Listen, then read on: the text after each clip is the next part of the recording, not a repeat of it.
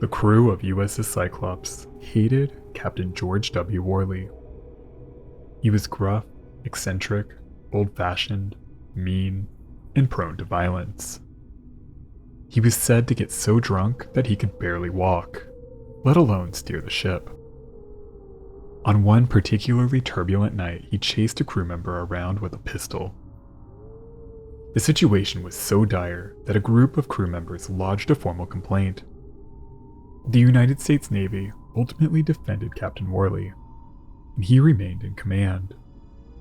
Not long after, in March 1918, the USS Cyclops vanished without a trace.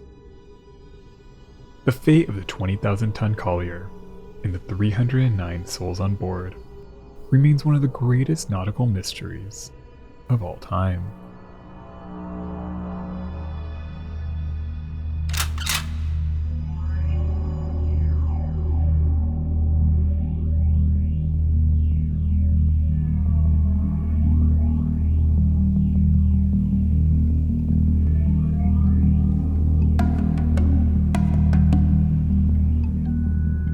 Before World War I, the United States Navy ran on coal.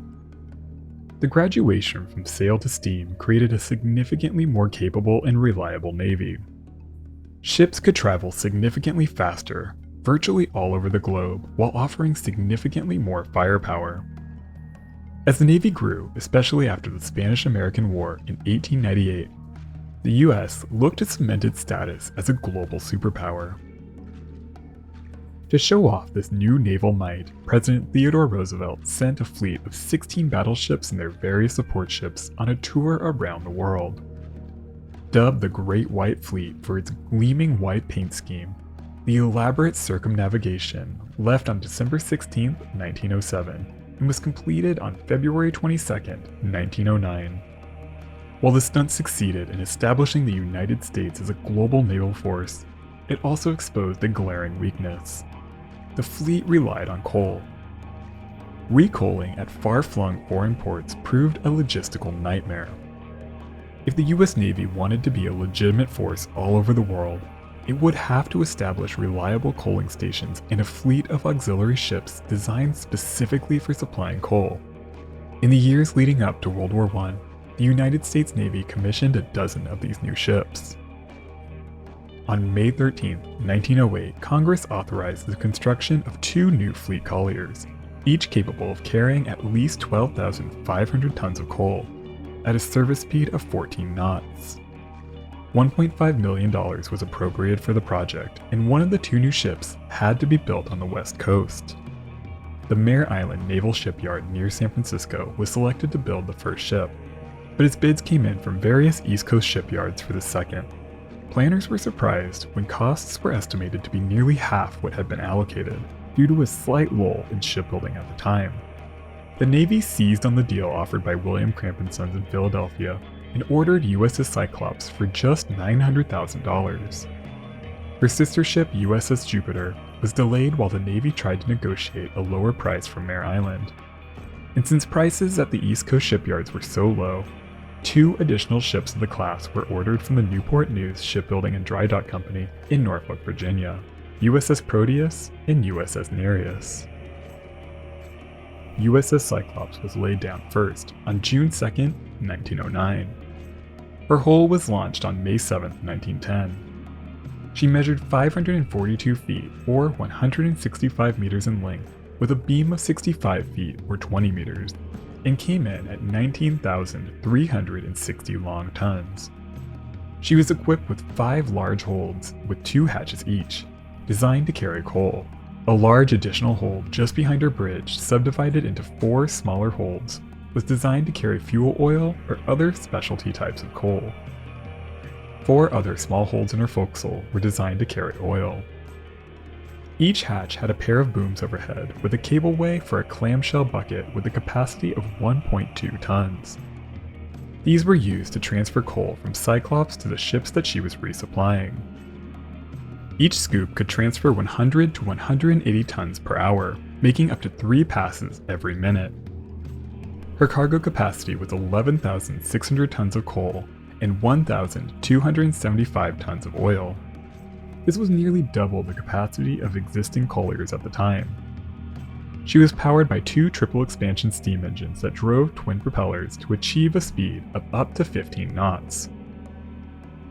USS Cyclops entered service with the United States Naval Auxiliary Service on November 10, 1910. She traveled to the Baltic in 1911, but mainly served on the East Coast between Rhode Island and the Caribbean. She even helped evacuate refugees in South America. But overall, her early career was uneventful as she waited for a war that could justify her existence.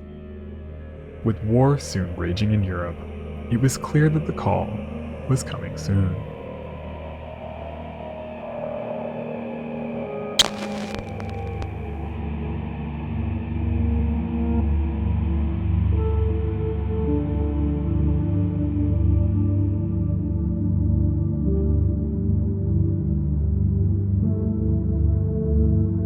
On April 4, 1917, the United States declared war on Germany, officially entering World War I nearly 3 years after the conflict began.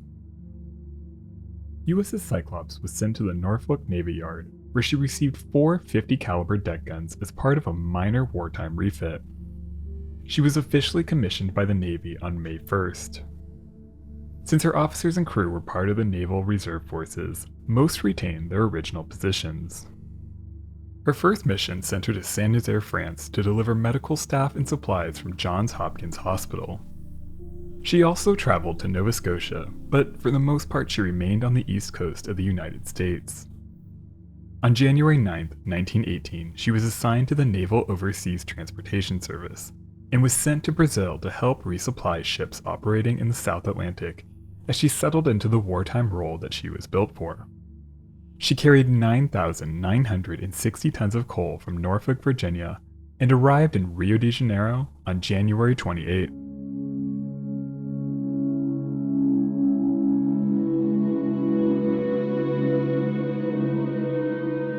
Born Johann Friedrich Weichmann in Hanover, Germany in 1862, he made his way to San Francisco in 1878. He changed his name sometime around 1898 while operating a saloon on the Barbary Coast. He eventually went to sea and soon gained the qualifications to master small merchant vessels, delivering cargo between Asia and San Francisco. This trade was rough and unpleasant. Eventually, Captain Worley became known as a particularly brutal commander. He was erratic, foul-tempered, and occasionally violent. These qualities seem to have followed him to the Cyclops. Conrad A. Nervig, a watch officer that served on the Cyclops on her voyage to Brazil, recalled that, quote, Commander Worley was a gruff, eccentric salt of the old school, given to carrying a cane, but possessing few other cultural attainments.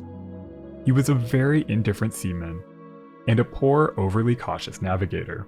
Unfriendly and taciturn, he was generally disliked by both his officers and men, end quote.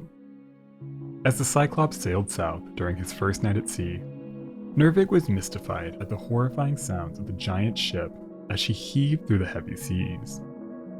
It sounded like metal plates scraping against one another, and in the morning light, Nervig observed the deck amidship, rising and falling as if the ship was conforming to the contours of the sea. He brought his concerns to Captain Worley, but the man shrugged him off and said, "Sun shall last as long as we do." Nervig's watch began at midnight. The quiet, balmy, moonlit nights offered a reprieve from the tense atmosphere on board the Cyclops. During his first watch, he was startled when he heard someone climbing the starboard ladder.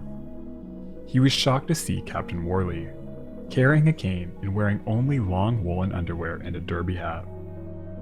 Expecting some kind of reprimand, Nervig was relieved when he realized that the captain's visit was a social one.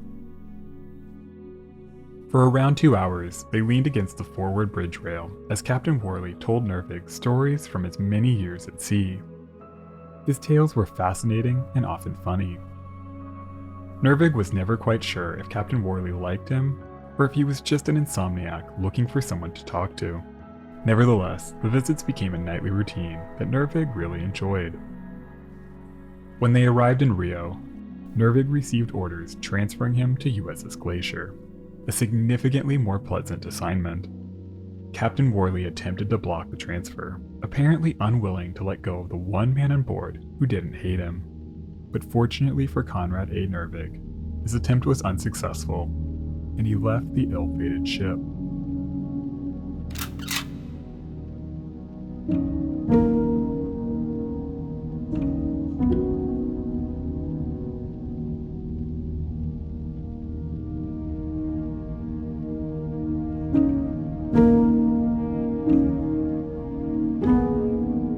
In Brazil, Cyclops resupplied coal to the various American ships stationed in the area, starting with the flagship USS Pittsburgh.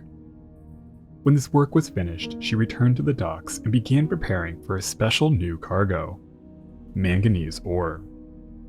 A valuable ingredient in steel and iron manufacturing, manganese was badly needed in American factories as they worked to supply the Allied war effort. The Cyclops' cargo holds had to be carefully cleaned to prepare for her new cargo, and her crew went to work scrubbing away coal dust. Men worked around the clock, preparing the holds one by one as 2,500 tons of manganese was loaded onto the ship each day, settling her deeper and deeper into the water as her weight swelled. At the same time, Captain Worley ordered every inch of the ship cleaned and overhauled. The schedule was frantic and exhausting. Almost no one was granted shore leave, and tensions were running high. During one unfortunate incident, a sailor was working in one of the ship's small motorboats when the Cyclops engines turned over without warning. The boat was pulled into the propeller.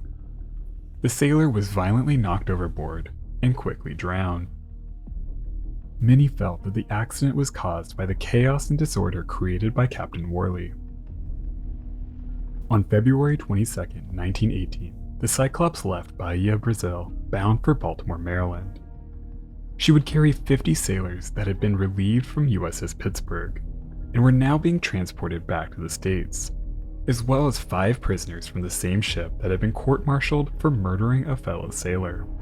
Prisoners would have been locked up below for the duration of the trip. The 50 passengers were jovial, a stark contrast with the dour mood on board the Cyclops.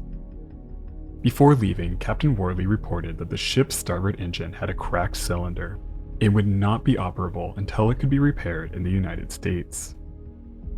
While they were scheduled to sail directly to Maryland, the Cyclops made an unscheduled stop in Barbados on the evening of March 3rd.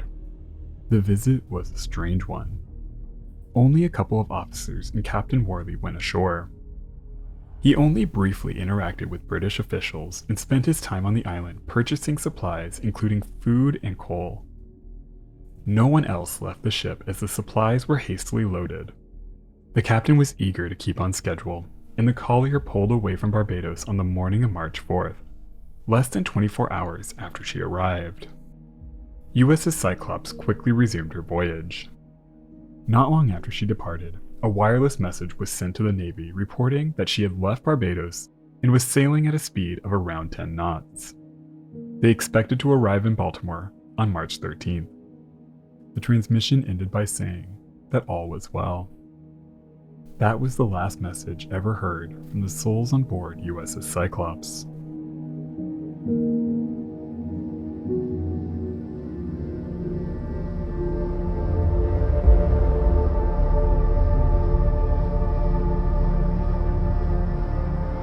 While USS Cyclops was due to arrive in Baltimore on March 13, 1918, it took a few days before her absence prompted any real concern.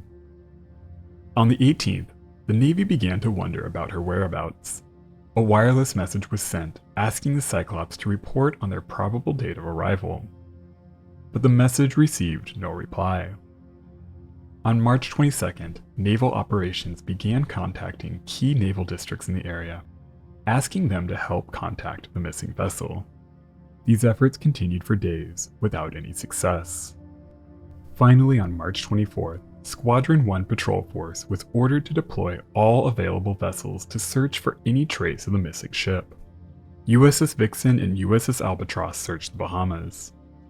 USS Petrel searched the stretch of sea between San Juan and Hampton Roads, Virginia. USS Dolphin was sent to search various islands around the Bahamas, even sending men to search Hogstye Reef, following reports of a secret German submarine base. These far-fetched reports proved unfounded. As the search stretched into April, the mystery surrounding USS Cyclops deepened. The lack of an SOS call was especially troubling. By that point, no US Navy ship with operational wireless equipment had ever been lost without sending out a call for help. While it was wartime and German U-boats continued to threaten Allied shipping, there were no reports of any enemy activity in the area at the time. Even after the war, when German records were made available to investigators, there was never any record of a German submarine in the area or any encounter with a large American collier. Sinking a ship like USS Cyclops would have been a significant victory for any U-boat commander, and it certainly would have been documented. By April 15th, the search failed to turn up any trace of USS Cyclops. With little else to go on, the Navy finally made the disappearance public. From that moment on, the story of USS Cyclops took on a life of its own. While the Navy launched its own investigation behind the scenes, numerous reporters and armchair investigators immediately began poring over every detail of the strange disappearance. Hundreds of theories have been raised, from the mundane and ordinary to the outlandish and absurd. But to this day, not a single trace of the Cyclops has ever been found. On June 1st, 1918, Franklin D. Roosevelt, then the Assistant Secretary of the Navy, officially declared USS Cyclops lost with all hands. She was the single largest non-combat loss of life in the history of the United States Navy.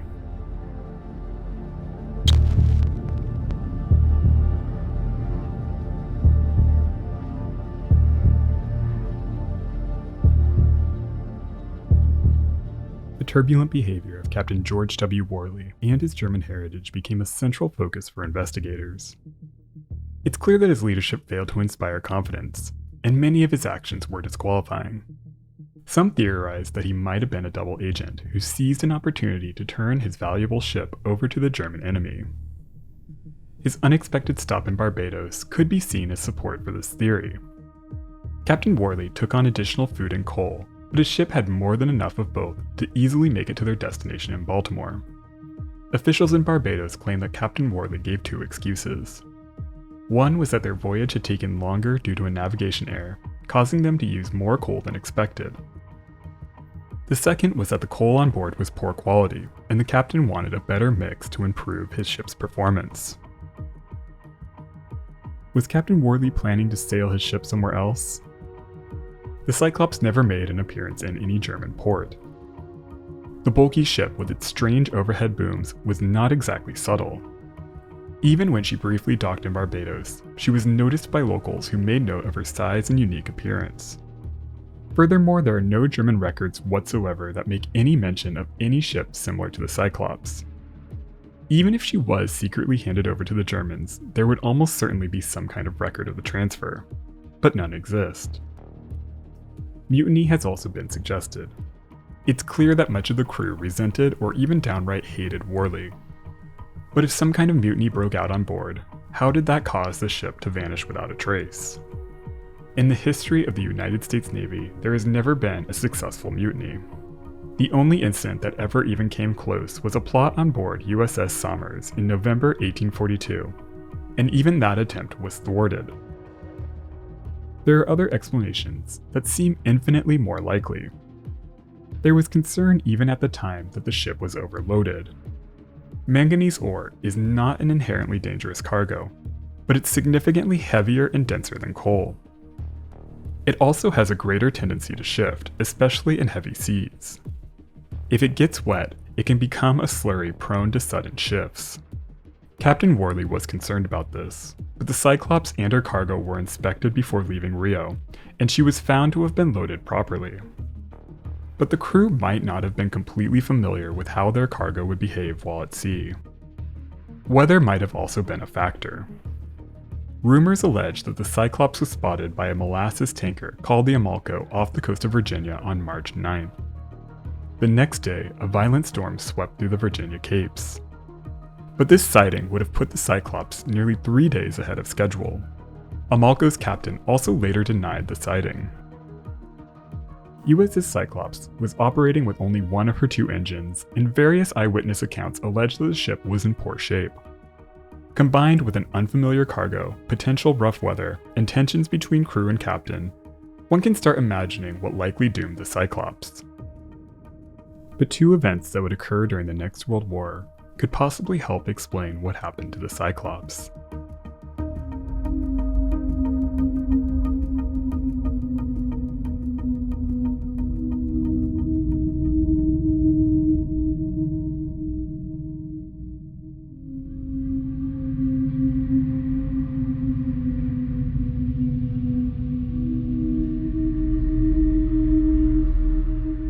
USS Cyclops was one of four nearly identical colliers built to the same specifications in the years before World War I. Perhaps the most remarkable was the USS Jupiter, which was converted into an aircraft carrier in 1920 and renamed USS Langley, before she was damaged in battle and eventually scuttled in 1942. This doesn't have much to do with the Cyclops, I just think it's cool. Her other two sister ships are more relevant. USS Proteus was launched on September 14, 1912. Built at the Newport News Shipbuilding and Dry Dock Company in Norfolk, Virginia, the Proteus followed nearly the same specifications as USS Cyclops. She served a similar role through World War I and continued supplying ships until 1923. By then, the Navy had almost completely converted to oil, and there was little use for large colliers. Proteus was decommissioned on March 25, 1924, and remained in layup for over 15 years. In 1941, she was sold to Saguenay Terminals Limited of Montreal, Quebec. Later that year, Proteus vanished with her crew of 58 in the Caribbean Sea, sometime after departing St. Thomas on November 23, 1941. She carried bauxite ore, a material similar to manganese ore, and followed nearly the same route as USS Cyclops. USS Nereus was nearly identical to Proteus. She was launched on April 26, 1913 from Newport News, and her career with the Navy followed a similar path. She was detached from service in 1919 and decommissioned on June 30, 1922. After nearly 20 years in layup, she was purchased by the Aluminum Company of Canada on February 27, 1941. Eerily similar to her sister, Nereus vanished after leaving St. Thomas with a load of bauxite ore on December 10, 1941, less than a month after her sister. Nereus and Proteus received very little attention compared to Cyclops. At the time of their disappearances, it was widely believed that both ships were claimed by German U-boats. But similar to Cyclops, German logs released after the war revealed no record of any U-boat sinking either ship. Many believe that the aging ships were not equipped to handle the heavy ore they carried, and might have suffered a severe catastrophic hull failure. Structural issues were found on similar colliers, including USS Jason, which was built in 1912. These issues paint a picture of what might have happened to the Cyclops. A series of failures, from Captain Worley's poor leadership to her broken engine, left her vulnerable. Overloaded and unbalanced, the ship encountered heavier than expected weather. Overloaded and unbalanced, the ship might have encountered heavier than expected weather. Possibly at night, when most of her crew was asleep, a large wave could have rolled over the ship, causing her cargo to suddenly shift, rolling the huge collier over. The sudden capsizing would have made it impossible to launch her lifeboats or send an SOS. The Cyclops probably sank below the waves in only a few minutes, taking most of her crew with her. Those fortunate enough to get away from the ship would have been left to the mercy of the Atlantic. In the weeks that passed before any formal search, they were scattered to the great expanse of the abyss.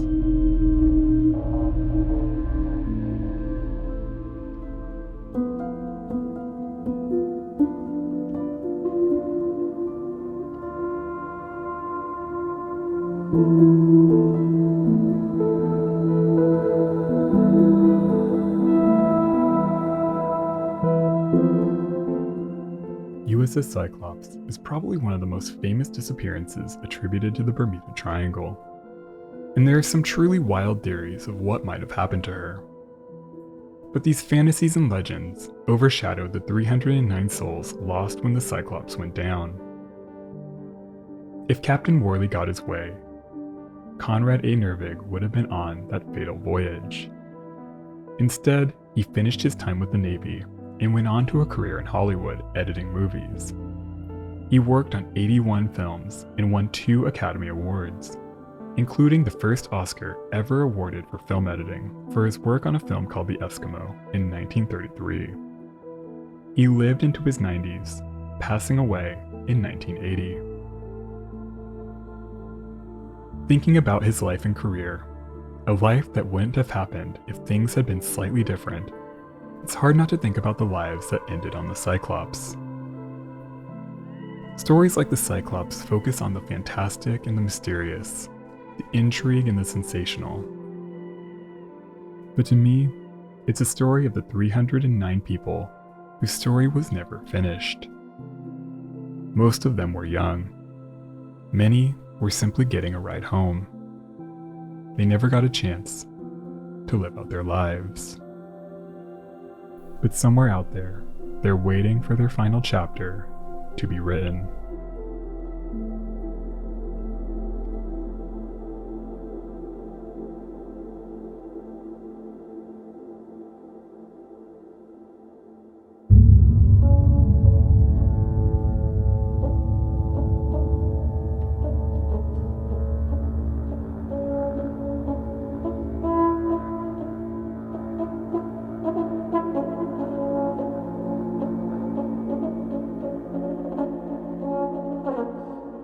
On the afternoon of January 29, 1921, Captain Thomas Jacobs of the Cape Lookout Lightship spotted a 5-masted schooner approaching from the south.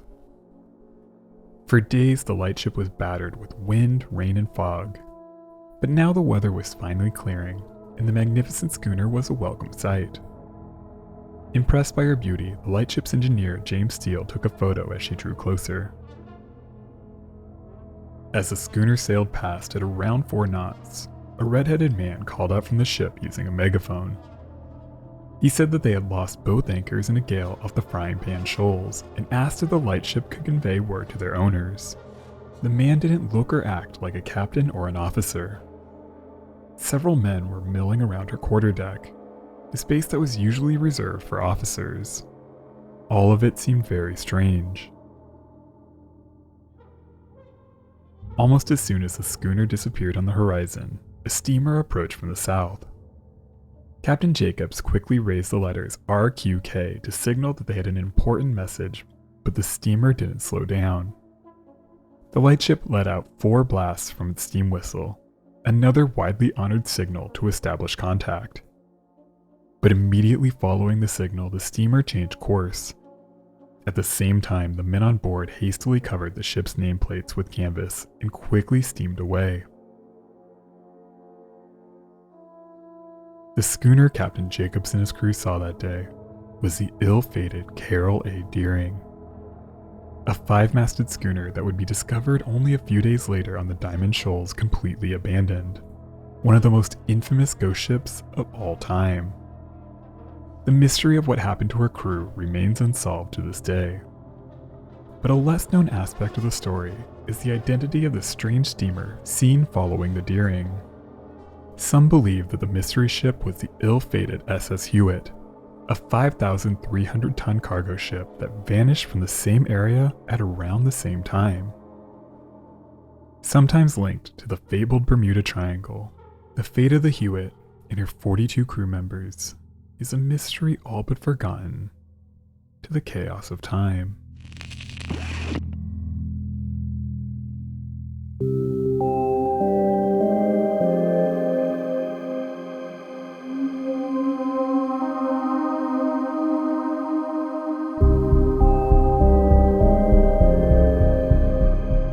Hans Jacob Hansen was one of the most experienced captains of the Union Sulphur Company. He first signed on with the fleet as a 3rd officer and spent years working up the ranks until he finally earned his master's license and took command of the company's most prized vessels. Throughout his long career, he battled every type of storm imaginable. From dense fog and howling winds, to torrential rain, hurricanes, snow, and sleet, Captain Hansen survived it all. Through the darkest days of World War I, he managed to slip through minefields and evade German submarines. His navigation skills were unmatched, and he easily earned the admiration and respect of his crews. By 1921, Captain Hansen commanded the SS Hewitt, one of two nearly identical vessels built by the Four River Shipbuilding Company in Quincy, Massachusetts between 1913 and 1914. Originally named the Atlantic and the Pacific, the two ships were constructed for the J.S. Emery Steamship Company based in Boston for their Boston to Seattle route via the Panama Canal. They were designed by naval architect George Simpson to be as versatile and capable as possible, accommodating both bulk cargo and lumber. The ships measured 405.9 feet, or 123.4 meters in length, with a beam of 54.4 feet, or 16.6 meters, and each contained three 90-foot long cargo holds. Each ship measured 5,399 gross registered tons. They were powered by three Scotch Marine boilers that fed steam to a triple expansion engine capable of generating 2,000 horsepower, achieving a service speed of around 12 knots from a single screw propeller. The Pacific was launched on August 4, 1914, and entered service in September. Neither ship remained with its original owner for long, and both were used to aid the Allied war effort during World War I. The Atlantic, renamed the Wilmore, was torpedoed and sunk in 1917. The Pacific was sold to the Union Sulphur Company and renamed the Hewitt in 1915. She underwent a minor refit, and her home port was changed from Boston, Massachusetts to New York City. The Union Sulphur Company was founded in New Jersey in 1896 by inventor Herman Frasch. By World War I, the company was a major source of sulfur, a key ingredient to the Allied war effort. They relied on a growing fleet of bulk cargo carriers to transport sulfur up and down the eastern seaboard of the United States. The United States Navy requisitioned the Hewitt on August 9, 1917, and used her throughout the war to transport various war materials to ports in France. During her service, she was fitted with a 6-inch gun to defend against enemy U-boats, but she managed to avoid conflict during the war. On February 26, 1919, she was returned to the Union Sulphur Company, and she soon resumed carrying sulfur between Texas and Portland, Maine. In October 1920, she underwent a minor refit costing $100,000. After the overhaul, she was inspected and certified by the United States Steamboat Inspectors in Portland. By 1921, there was no reason to believe that the relatively new and well-maintained ship's career would end anytime soon.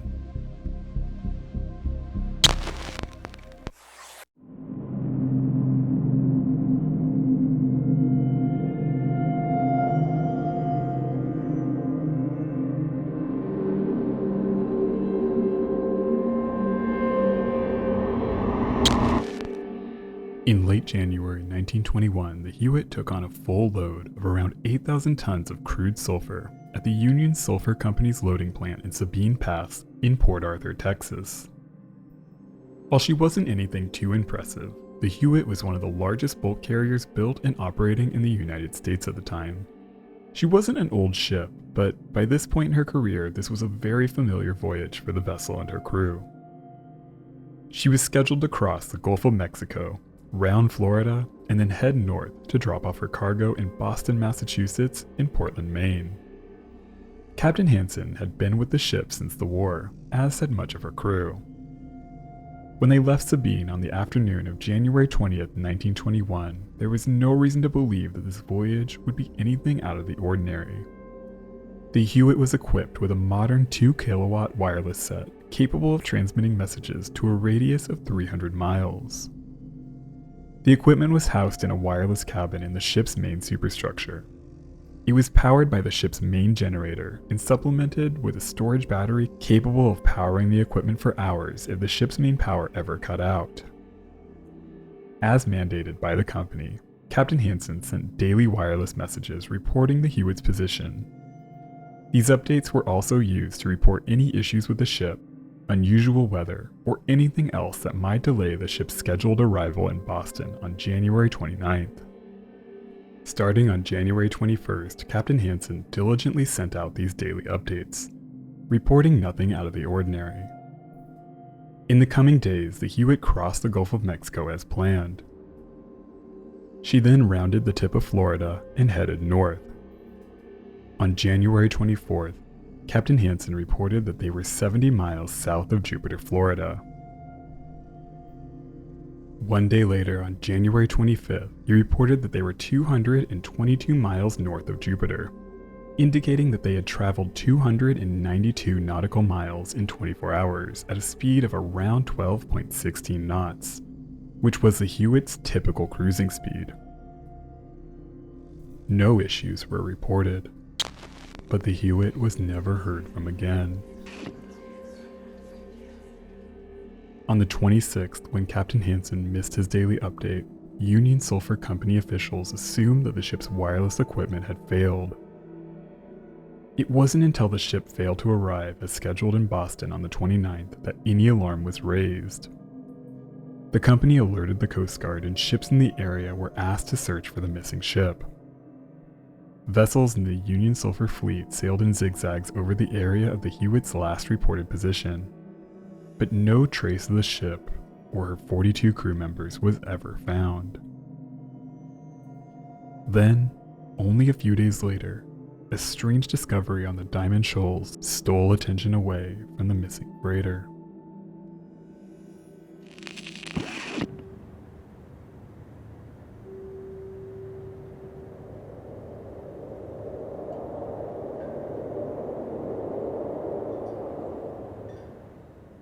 Early on the morning of January 31st, 1921, Surfman C.P. Brady of the Cape Hatteras Coast Guard Station spotted a large schooner at the edge of the Diamond Shoals.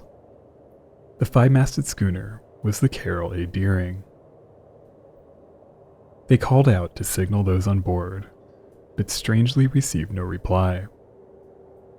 The phantom ship seemed to be abandoned. Bad weather prevented anyone from boarding the mystery ship until February 4th. They found her completely deserted. Despite multiple theories and extensive speculation, the fate of the Deering's crew has never been explained. She remains one of the most infamous ghost ships of all time. The derelict schooner was discovered only a few days after the Hewitt was reported missing from roughly the same area. This led some to speculate that the two strange occurrences might have been related. Some suggested that the Deering collided with the Hewitt. It was posited that the crew of the Deering was taken aboard the Hewitt, but the ship was more damaged than originally thought and eventually sank, taking both crews with her. But most consider this theory to be a major stretch, especially because the Deering showed no clear signs of damage from a collision with another ship. Only minor damage from running aground on the shoals. A vaguely more likely explanation is that the crew of the Deering abandoned their ship for another unknown reason and boarded the Hewitt before the steamer met some other unknown fate. But considering the state of the Deering when she was discovered, it's hard to imagine why her crew would have voluntarily abandoned her. It's also hard to believe that the Hewitt would take on the crew from another ship and never use their wireless set to report the incident. While it might be appealing to speculate about some connection between the two ships, there's no real reason to believe that they ever crossed paths.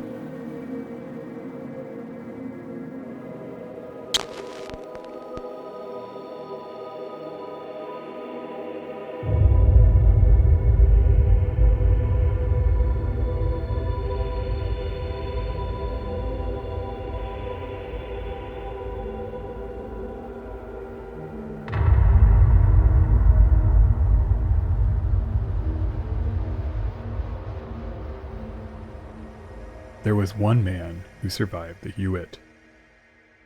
Bates Rainey signed on with the ship as a third engineer just before Christmas in 1920, while the ship was anchored at the main central dock in Portland. The 23-year-old Oklahoma City native joined the ship as she sailed for Sabine, Texas. a voyage that was by all accounts uneventful. On the morning of January 20th, 1921, as her crew prepared the ship for a return voyage to Maine, Rainey went to repair a broken ice machine. The moment he stepped into the room, he noticed the smell of cyanide of potassium fumes. He ran from the room, but he already inhaled too much of the noxious fumes from the broken machine. As he fled, he passed out and fell from the top grating of the ship's engine room onto the engine below. The fall severely injured his back. Just 20 minutes before the ill-fated ship pulled away from the pier, Rainey was taken off the ship and transported to the Lakeview Hospital in Port Arthur, where he would spend the next week recovering. When he was well enough to travel, he went to his father's home in Denver to recover. It was there that he got a call from a reporter for the Associated Press. That was how Rainey learned that the ship he should have been on that day had disappeared and was presumed lost. Rainey's injury was unrelated to the disappearance, but he was one of the only people still alive with first-hand knowledge of what happened on the Hewitt in the days before she vanished. While he couldn't be sure what happened to the ship he used to work on, he did remember one key detail. Shortly before he left the ship, he overheard a conversation between Captain Hansen and the Sabine harbor pilot. The pilot remarked, "Very heavily loaded, aren't you, Captain?" Hansen replied, "I know it. It's the company's orders, and I have to do it or I'll lose my job." At the mess table, he recalled officers joking about the overloaded ship. The third mate ominously joked, "We will all wake up someday and find ourselves floating in the Atlantic." Based on what he observed while he was on the ship, Rainey believed the habitual overloading had strained the ship's hull, and she suddenly broke in two, sinking quickly before anyone could launch a lifeboat or send out a distress call. While this theory is the most likely explanation, it is worth remembering that the Hewitt was built at a high standard and was refitted and certified only a few months before she went missing. Rainey's is just one of several theories that attempt to explain what happened to the Hewitt. Just after 2 a.m. on February 1st at the Absecon Light near Atlantic City, New Jersey, the quiet night was interrupted by a huge, vivid flash of light out at sea, followed by the sound of an explosion. Rocked by the sudden flood of light, surfman Norris Smith trained his night glass on the area of the explosion, but the sea went dark almost immediately, and he couldn't find the source of the blast.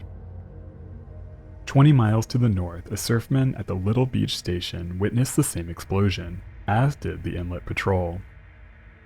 The Coast Guard assumed that a ship exploded, and powerboats were immediately sent to investigate the area. But no trace of wreckage was ever found. At dawn, Captain Allen of the Absecon station flew a Curtiss seaplane to search the area. They patrolled up and down for hours, but again, not a single piece of debris was found. The blast was immediately connected to the Hewitt and her potentially volatile sulfur cargo. The Coast Guard continued to search the area for traces of a blast or a missing ship, but nothing was ever found. Still, the sighting led many to believe that the Hewitt was taken down by an explosion.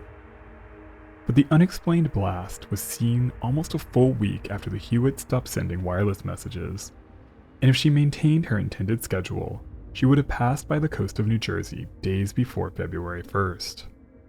One of the most popular explanations at the time, especially in the press, posited that the Hewitt and the Carroll A. Deering fell victim to piracy. 2 additional ships vanished from the area at around the same time, compounding the mystery. A message in a bottle was found from the Carroll A. Deering claiming that the ship was violently seized by pirates. Newspapers ran stories alleging that the disappearances were part of a Soviet plot to capture American ships. This was fueled by a growing Red Scare at the time. But the bottle message was soon found to be a hoax, and the missing vessels never turned up in any Soviet ports or anywhere else in the world. Some suggested that the Hewitt fell victim to a series of storms that passed through the area. but researchers have found that the Hewitt's course did not line up with the path or timing of the storms. There's also no explanation for why she wouldn't have sent out a distress signal or reported the worsening conditions. With so little to go on, some turn to the supernatural. Because of the Hewitt's path, she's sometimes included in the vaguely defined list of ships and planes lost to the Bermuda Triangle. But this connection does nothing to explain what actually happened to the Hewitt or any other ship lost in the area.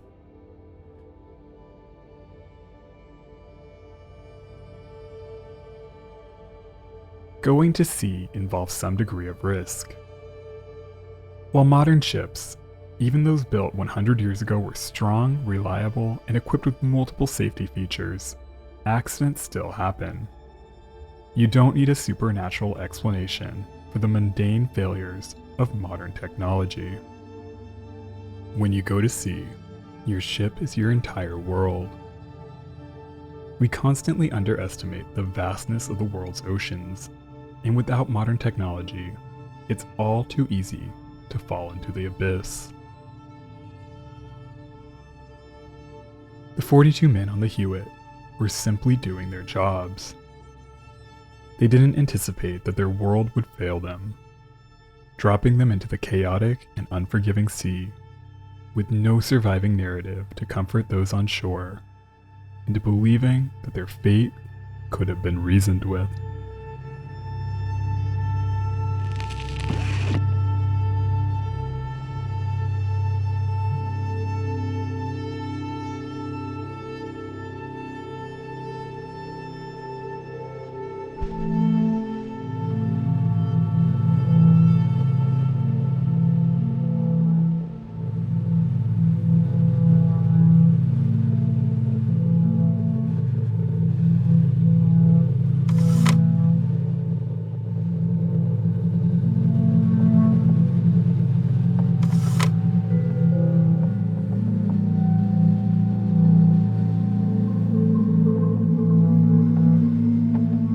The evening of September 29, 1913 was a pleasant one on the SS Dresden. The modest liner departed Antwerp on a routine voyage to London. Her most famous passenger, Rudolf Diesel, dined with two colleagues, George Carls and Alfred Luckmann. The three men were traveling to London on business for the Consolidated Diesel Manufacturing Company. George made a toast to the success of the company and the good fortune the diesel engine would bring them. After dinner, the three men took a walk on deck. It was a beautiful evening, and Diesel looked back at the coast of Europe as it faded into the distance.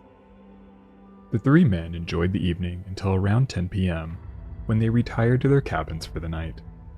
They agreed that they would meet again at 6:15 the next morning for breakfast. The night passed quietly.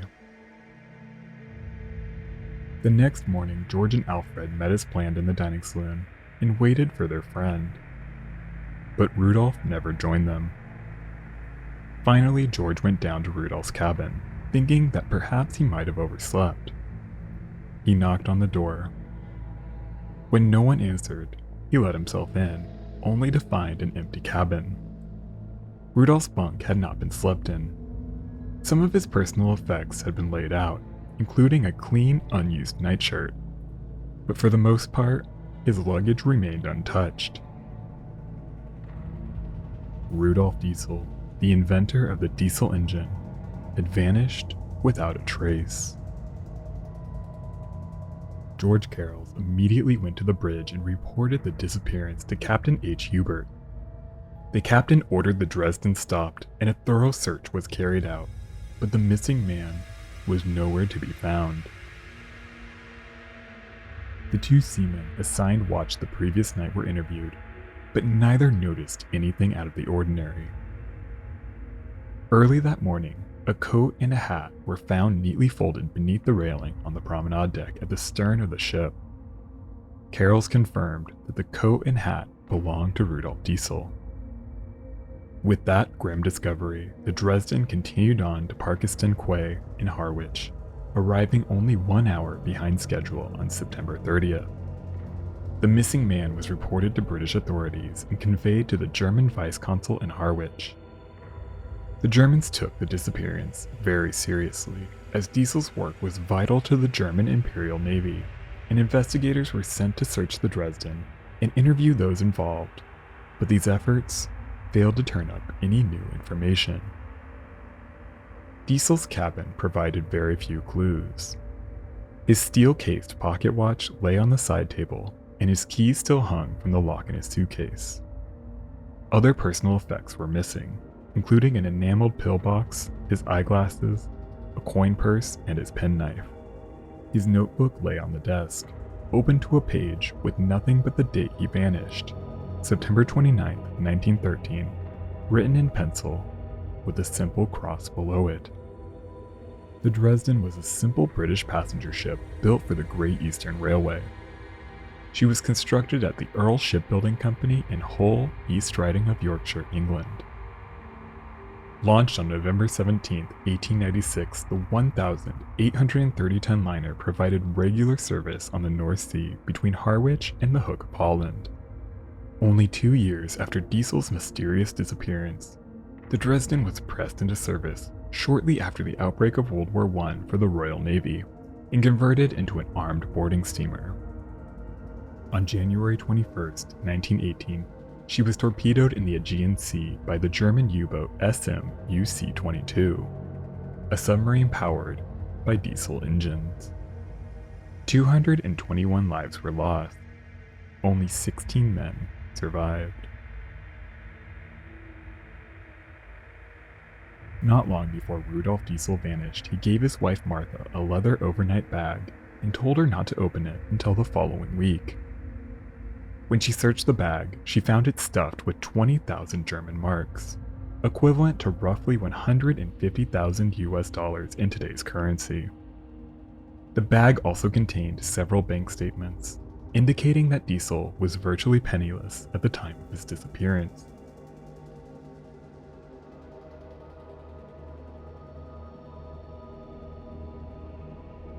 Rudolf Diesel was born in Paris, France in 1858 to Bavarian immigrants. His family struggled financially, and Rudolf often worked in his father's leather shop, while also attending school. In 1870, the family was deported at the outbreak of the Franco-Prussian War and relocated to London. Rudolf moved to Augsburg to live with his aunt and uncle, and soon developed a passion for engineering. After graduating in 1880, he took a job with Carl von Linde, assisting with his ice and refrigeration plant. Diesel quickly developed an interest in thermodynamics. As his career advanced, he began experimenting with new engine designs that could improve on the inefficiencies of the steam engine. His research and experiments led him to a theoretical design for an internal combustion engine. In 1893, he published a treatise presenting his new design, entitled Theory and Construction of a Rational Heat Engine to Replace the Steam Engine and the Combustion Engines Known Today. He filed for a patent, and in 1897 he tested the first successful diesel engine. While his initial design proved unreliable, it demonstrated the capabilities of the diesel engine, and orders for the new technology quickly poured in, generating a great deal of wealth and fame for the inventor. The military applications of the new engine were clear. It could run cleaner and more efficiently than steam and the other combustion engines available at the time. Germany's first generation of U-boats ran on kerosene engines, which produced thick exhaust, robbing the U-boats of their main advantage: stealth. Diesel burned cleaner and more efficiently, making it an ideal alternative. Starting with the U-19 class in 1912, German U-boats were built with diesel engines. This proved a great success. By 1913, Rudolf Diesel and his company were on the rise. Multiple countries expressed interest in the technology for military and naval uses. In September 1913, Diesel was headed to London to meet with the Royal Navy to explore using his engine in their fleet of submarines. While it appeared that Diesel was a wealthy man, his disappearance brought his finances into question. It seemed that Diesel used the wealth generated by his company to invest in a series of ventures that either failed or had yet to pay out, leaving him significantly more indebted than anyone realized. This and the X drawn in his notebook next to the date of his disappearance led some to conclude that Diesel had taken his own life. But others strongly doubted this conclusion. Diesel's company was undoubtedly on the rise, promising strong income for many years to come. Nothing about his demeanor around the time of his disappearance suggested to anyone that he was contemplating something so drastic. Diesel's high-profile work with the German Navy led others to believe that his disappearance was more nefarious. His engine offered a distinct advantage to the U-boat program, and Diesel refused to grant the German government exclusive rights to the technology. Some even speculated that the disappearance was part of an elaborate defection to the British, and Diesel moved to Canada to assist at the Vickers shipyard in Montreal. But there is no evidence to support any of these theories. His disappearance occurred in international waters where no group had clear jurisdiction. There was no body or clear signs of wrongdoing, so no criminal investigation was ever launched, and the ship's owners never convened any formal hearing. There was never a formal evaluation of what happened to Rudolf Diesel that night on the Dresden.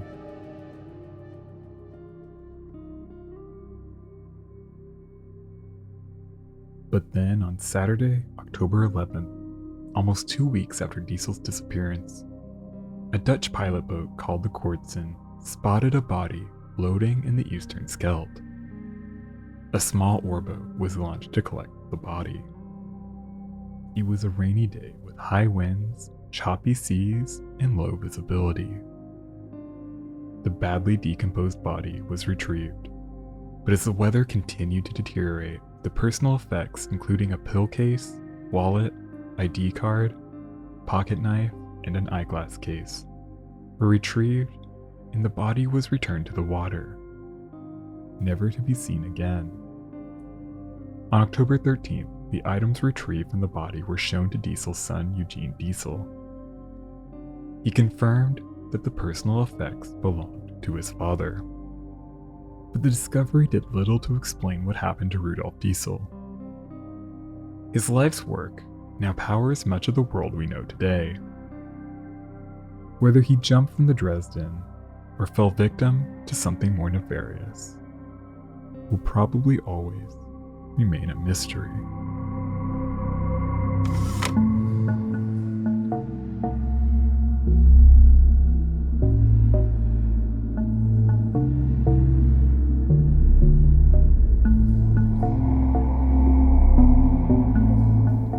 The 20,000-ton MV Aragon was one of the last ships built for the Royal Mail Lines. Constructed in 1960 at Harland and Wolff, the same shipyard that built the Titanic and her sisters 50 years before, the gleaming white liner was modern in design and outdated in purpose. She was built to sail the South Atlantic. In late May 1962, she was just 5 days out of Buenos Aires on a routine voyage to the Canary Islands. As she neared the equator, the ship passed through a minor squall. Throughout the night of May 29th, the ship was rocked by rain and heavy seas. But to her passengers and crew, the storm was nothing more than a mild inconvenience. The next morning, a stewardess went to wake a first-class passenger staying in cabin A4. She knocked on the door and waited for a moment before entering. But the cabin was empty, and the bed had not been slept in. The stewardess reported the missing passenger, 27-year-old Olivia Irving, a film and television star, to the ship's captain, Commodore Thomas Stevens. He promptly ordered a thorough search of the Aragon, but the only trace of the missing actress was a pair of her white shoes, found on deck, sitting neatly by a railing. Olivia Irving was born on September 6, 1934 in Buenos Aires to a wealthy family. Her father, Sir Stanley Gordon Irving, was a British diplomat working in Argentina. From an early age, it was clear that Olivia was talented. Growing up, she was a skilled horsewoman and athlete. She quickly developed a passion for performing, and she enrolled at the Royal Academy of Dramatic Art in London, where she studied under the famous actress Ellen Pollock. Olivia soon began appearing in a number of plays. She was frequently singled out in reviews that praised her skilled performances and commented on her star potential. In the 1950s, she landed a series of roles in BBC-produced television movies. While her career showed considerable promise, Olivia was going through a rough patch in her personal life. She recently survived a traumatic car accident. Physically, she emerged unscathed, but the incident had a profound effect on her mental health. It left her perpetually nervous and unable to sleep. People claimed that her moods would swing wildly between high excitement and bouts of deep depression. To help her sleep and calm her nerves, doctors prescribed powerful sedatives that left her drowsy and affected her appetite. On board the Aragon, Olivia was well liked, though some, like Dr. John Jameson, the ship's surgeon, immediately picked up on her mental health struggles. June Cullen, a nurse on the ship, became close with Olivia. She later told reporters that the actress grew somewhat dependent on her during the voyage. June was one of the last people on board to see Olivia alive. The night she disappeared, Olivia hosted June and a few other passengers in her cabin after dinner. The group talked about music, and Olivia excitedly shared her love for Brahms. They eventually decided to call it an evening at around 1:15 a.m. Olivia gave June a kiss and a bear hug, and the two said goodnight. By the time Olivia's disappearance was reported to Commodore Stevens, the Aragon had steamed approximately 160 to 190 miles. Stevens decided that if she went overboard, there was virtually no chance at that point that she would be found alive, and the ship continued on to its next port in the Canary Islands, where Olivia was due to disembark. There she was due to meet her fiancé, a London physician named Nathaniel Mayer Green. The two planned on spending a holiday together. Dr. Mayer Green was devastated by the news. Swarmed by reporters when the ship arrived in Las Palmas, he could barely hold back tears. He was quoted saying, "The whole mystery has stunned me. I refuse to believe that she took her own life." Olivia was emotional, sometimes tempestuous and unpredictable, but there was no other woman in my life. We were so much in love. Olivia's disappearance was investigated, but there were few clues that led to any concrete conclusions. Her mental state at the time became a central focus. While no one could say with any certainty what happened to her that night, her use of sedatives and unpredictable emotions were considered a significant factor. Not long before her disappearance, Dr. Jameson spotted Olivia sitting on top of the ship's railing, looking out at the sea. She was always athletic and daring, never afraid to climb something to get a better view. Dr. Jameson warned her that it was dangerous. Many in her family believed that Olivia, under the influence of sedatives, fell from the rolling ship. Maybe she wanted to climb something and lost her balance. Maybe her depression led her to do something rash. In any case, what caused Olivia Irving's disappearance from the Aragon that night will probably always remain a mystery.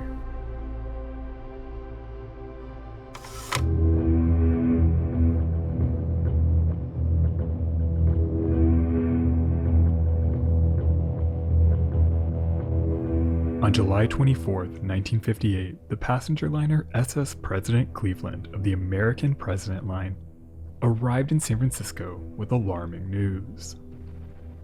Rear Admiral Lynn C. Quiggle, the most high-profile man on the ship, had vanished during the voyage from Japan to the United States. The ship's captain, Commodore H.D. Eman, reported that the weather was calm and the sea was smooth, making it unlikely that the experienced Navy man could have fallen overboard by accident. Several people reported that Quiggle was acting strange for most of the voyage. The captain concluded that the man must have jumped. He reported that not long before the disappearance, Quiggle woke his wife in the middle of the night and told her that she would be better off as a widow. But for some, this neat explanation was not satisfying. Lynn C. Quiggle was born in Grand Island, Nebraska on May 22, 1906. He enjoyed a normal childhood and enlisted in the United States Navy on September 12, 1924, after he graduated from high school. In 1926, he accepted an appointment to the United States Naval Academy. After graduating, he rose through the ranks, serving on a number of ships as well as several shore-based assignments. During World War II, he served as an aide to Chief of Naval Operations First Admiral Harold R. Stark and Admiral Ernest J. King, until he took command of the destroyer USS Overton in April 1942. He then served as a gunnery officer on the battleship USS Iowa, where he received a Bronze Star Medal. After the war, Quiggle continued to rise through the ranks until he became Deputy Chief of Staff, Commander of the United States Forces in Japan. He was promoted to Rear Admiral on August 1, 1957, one of the younger men in the United States Navy to achieve such a rank at the time. In July 1958, Quiggle was traveling with his wife aboard the SS President Cleveland to assume command of Amphibious Group 1 in San Diego. Built in 1947, the 15,359-ton President Cleveland was part of the American President Line's fleet of passenger ships dedicated to various trans-Pacific routes. Laid down on August 28, 1944 at the Bethlehem Shipbuilding Corporation in Alameda, California, Yard number 9509 was originally commissioned as an Admiral-class transport ship for the United States Navy. She was originally going to be named USS Admiral D.W. Taylor. But the war ended before the new ship could be launched, and she was repurposed into a commercial passenger liner. She was launched on June 23, 1946, and sailed her maiden voyage in 1947.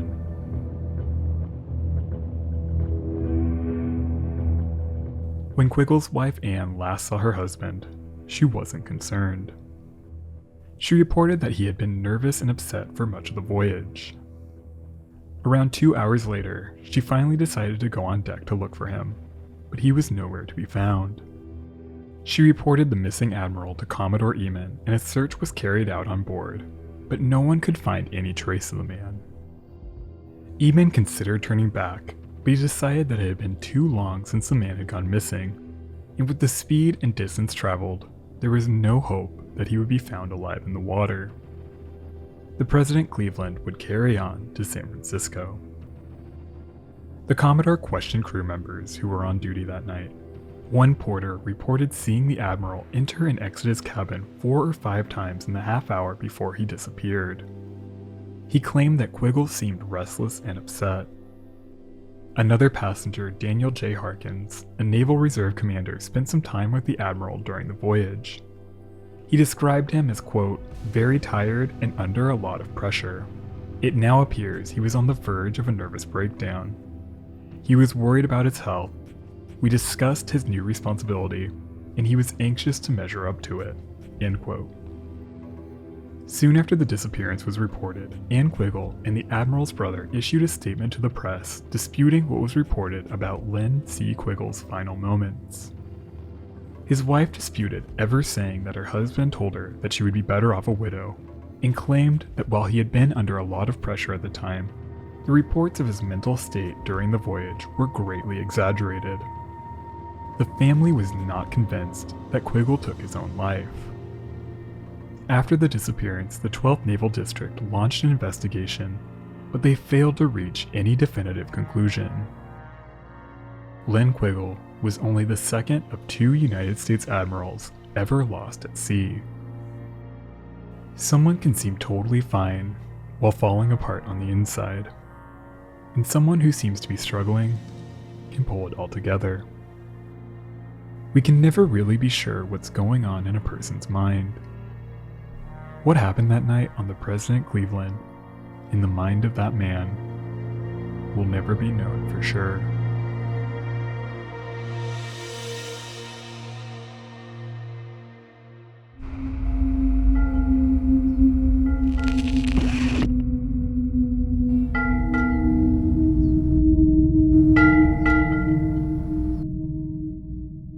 In 1825, the Cincinnati Literary Gazette published a story called The Ice Ship. Narrated by an old sea captain, the story tells of a voyage from his youth across the Baltic. Assigned the night watch, the old sea captain describes the bitter cold and persistent threat of ice and storms. On one of those cold moonlit nights, a lookout spotted a ship looming on the horizon. They fired their signal gun and approached the vessel. As she came into clear view, they saw that her sails were unkept and she was covered in ice. Our narrator says her rigging exhibited every prismatic color as it quivered in the moonbeam. As they drew closer, they realized that her hull was encased in a thick layer of ice. A helmsman stood at the ship's wheel. The crew called out to ask, "What ship is that?" But the helmsman remained still, staring straight ahead. They tried other languages, but he ignored them all. Finally, they decided to send a boarding party to inspect the strange ship and speak with her elusive crew. As they rowed out to the ghostly ship, they heard nothing but the sounds of waves lapping at her hull. After securing a line and climbing aboard, they found her decks covered in a thick layer of ice. Making their way to the helmsman, one of the men tripped over something on the deck. It was a man, his frozen dead eyes staring up at the sky. More followed. When they finally reached the helmsman and lifted their lamp to his face, they realized that he was dead as well. Frozen solid to the wheel, staring ahead into the void. In the captain's cabin, they found the master of the ship, frozen like the others. His face contorted in a wild look of horror. His eyes conveyed a sense of dread that the narrator could never forget.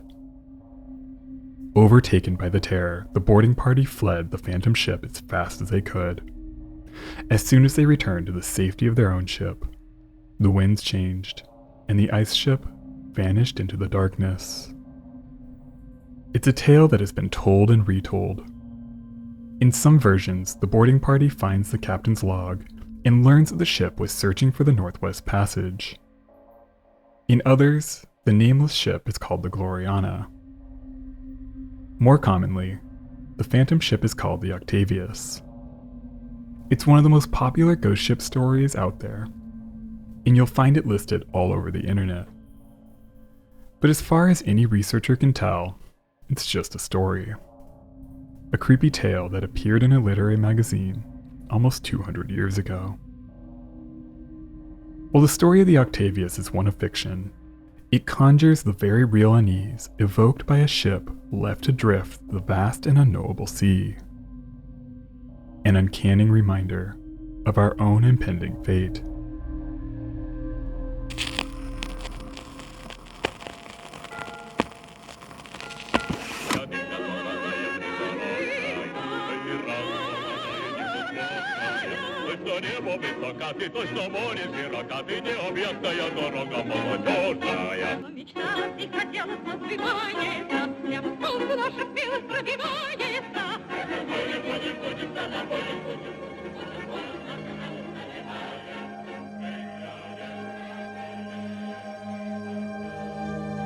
In 2013, an alarming story popped up in the news. A ghost ship filled with cannibal rats was heading straight for the coast of England. The story sparked a minor media frenzy picked up by numerous news outlets, many of them reading the report with a chuckle. Just as quickly as it appeared, the story faded away. Anyone who took it seriously would be relieved in the coming days and months when the vermin-infested cruise ship failed to arrive on the coast of England. While the strange news story was wildly exaggerated and inaccurate, the ship it was based on was very real. In the 1970s, Soviet leader Leonid Brezhnev commissioned a fleet of 8 new cruise ships to be built at the shipyards in Kraljevica, Yugoslavia, present-day Croatia. The massive project, called Project 1454, was a favor to the Yugoslavian dictator Tito in his bid to revitalize the country's shipbuilding industry. Built between 1974 and 1978, each ship was named after a famous Soviet actress. While one of these ships, yard number 413, took shape on the slipway, one of the most iconic actresses in Soviet cinema, Lyubov Orlova, passed away at the age of 72 on January 26, 1975. The new ship was named in her honor and launched on November 3rd that same year. One of the 4 ships built for the Far Eastern Shipping Company based in Vladivostok, the MV Lyubov Orlova entered service on July 19, 1976. She initially sailed expedition cruises along the Soviet coast in and around the Vladivostok area and up to the Arctic. Like her sister ships, the Lyubov Orlova was built with a reinforced hull designed to withstand ice impacts. She came in at 4,251 gross tons and measured 295 feet or 90 meters in length, with a beam of 53 feet or 16 meters. She was powered by twin diesel engines that could generate a combined 5,209 horsepower and achieve a cruising speed of around 12 knots. The Lyubov Orlova was by no means luxurious, but she offered comfortable accommodations.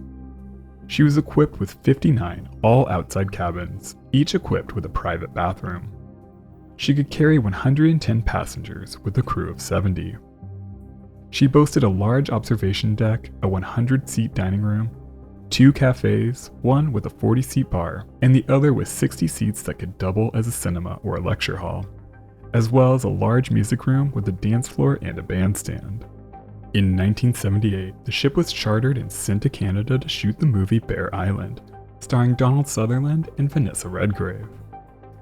The ship was repainted and called the MS Morning Rose for the film, a fitting role for a ship named after a star. After the fall of the Soviet Union, she began offering trips to Japan. These proved popular, with Russians looking to shop for goods previously unavailable in the economically depressed Soviet Union. Former crew members remembered a happy ship, and passengers seemed to love their time on board.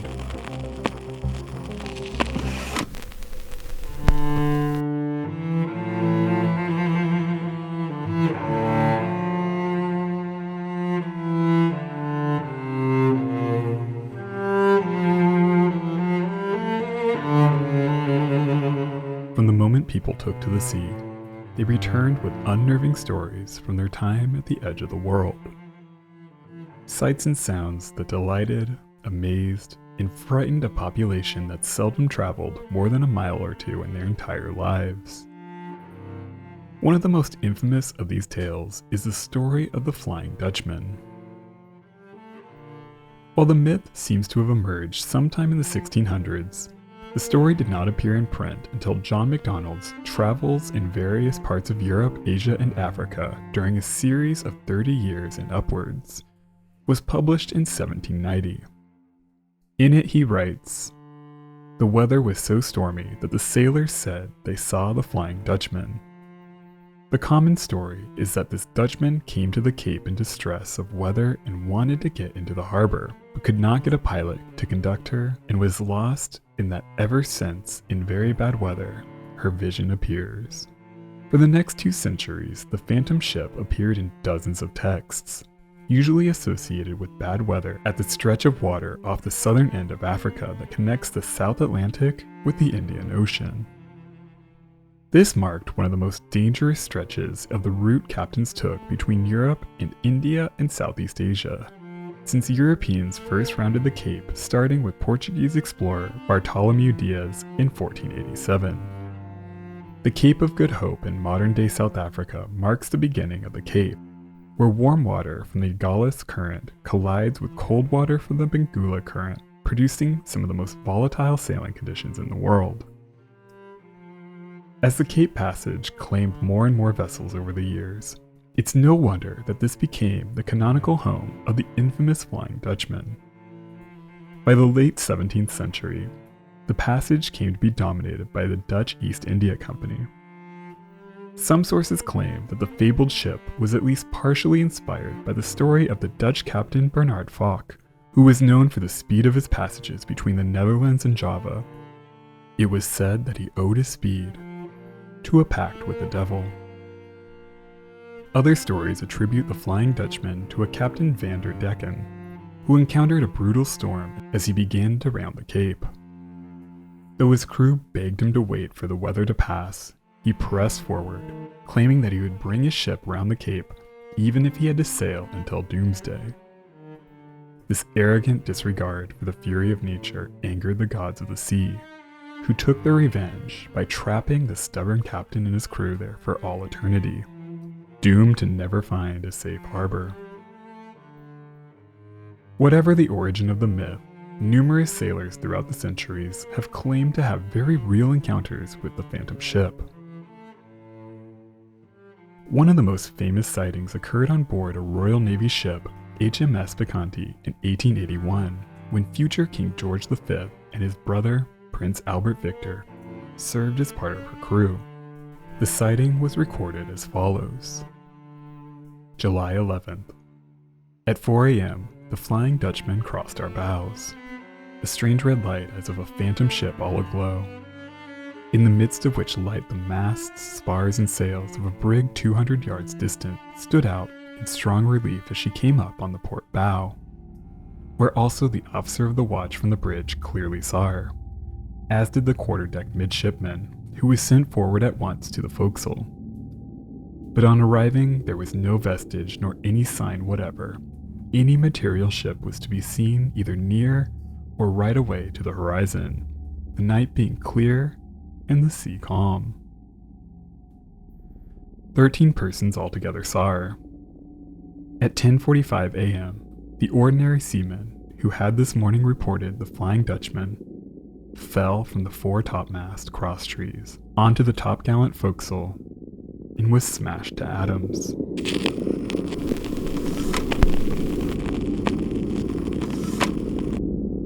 Another sighting came from a British ship in 1835 that reported nearly colliding with the Flying Dutchman in a storm, before the phantom ship vanished in midair. Numerous similar stories followed, always telling the same unsettling tale of an unnaturally fast sailing ship, often appearing during a storm, before vanishing without a trace.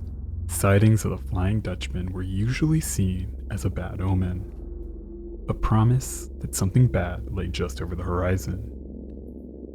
Strangely, or maybe tellingly, the last stories of the Flying Dutchman appeared during the chaos of World War II. Since then, the mythical ship seems to have been relegated to the past. But that doesn't mean that ghost ships, either real or imagined, don't continue to capture the public imagination.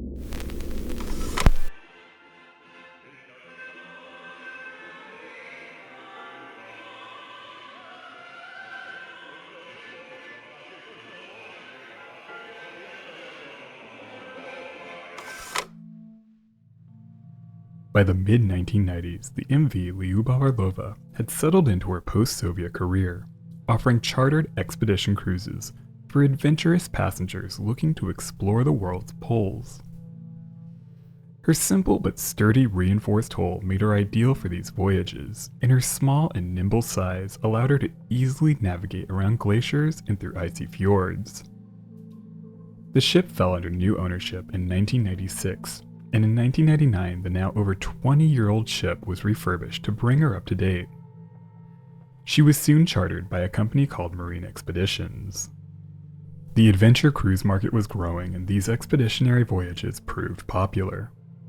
In 2002, the Orlova underwent a much more extensive overhaul to bring the aging Soviet liner into the 21st century. For the next decade, she was chartered by a variety of travel companies, primarily Quark expeditions for voyages to the Antarctic, and North expeditions for voyages to the Arctic. The only real problem she ever faced during her long career came on November 27, 2006, when she ran aground on Deception Island in Antarctica. A Spanish Navy icebreaker called the Las Palmas was sent to free her, and she was able to sail to Tierra del Fuego under her own power. The incident never proved any real threat to the ship or the people on board. The Lyubov Orlova's expedition cruises consistently proved popular and profitable, and the ship was in hot demand from the various companies that chartered her. Despite her popularity, the Orlova was aging, and these voyages frequently sent her sailing through rough and unpredictable weather. While this was what she was designed for, like any ship, she required upkeep. Unfortunately, her owners, Lyubov Orlova Shipping Company Limited, based out of Malta, and Novorossiysk, consistently put off even basic maintenance on the ship. By 2010, this deferred maintenance became impossible to hide. On July 2, 2010, in St. John's Harbor in Newfoundland, Glenn Mackey, an inspector representing Transport Canada, boarded the Lyubov Orlova for a routine inspection. He immediately noticed broken lifeboat cranes and inoperable fire doors. When he observed a lifeboat drill, he was horrified by the crew's lack of training. His notes described the ordeal as a fiasco. But this was just the start. He found that the ship's backup compass was inoperable, and the compass deviation log was, in his words, suspiciously accurate. The ship's radio officer was visibly nervous as he explained that the compass wandered just a bit, but he claimed that it was all okay. Clearly, it wasn't. At that point, the ship's captain ushered the inspector into his cabin. According to Mackey, quote, "He closed the door behind him and immediately presented me with a pen and what looked like a piece of cardboard, and he asked me to write down how much money I want." Mackey refused. He left the ship and immediately went to the police to report the incident and the horrifying condition of the ship slated to begin carrying passengers in just a few days. The captain claimed that the ordeal was just a misunderstanding. While the Russian captain's intentions could have been lost in translation, the sorry state of the Lyubov Orlova was undeniable.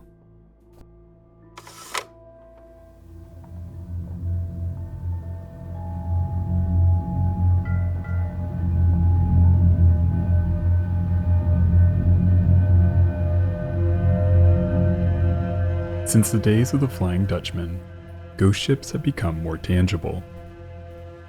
Rather than a phantom ship sailing with a ghostly crew, the term has come to be associated with ships left abandoned. People now think of the Mary Celeste, the Carol A. Deering, or the Bechamo. Some are more mysterious than others, but each holds a unique fascination. There's something uncanny about a ghost ship. It's a place that once provided comfort and safety, but now, bereft of humanity, they sail on without us. They no longer serve their purpose, and yet they persist. Like a corpse unburied, they offer a perverse reprieve in the unrelenting passage of time, an unending march into the abyss.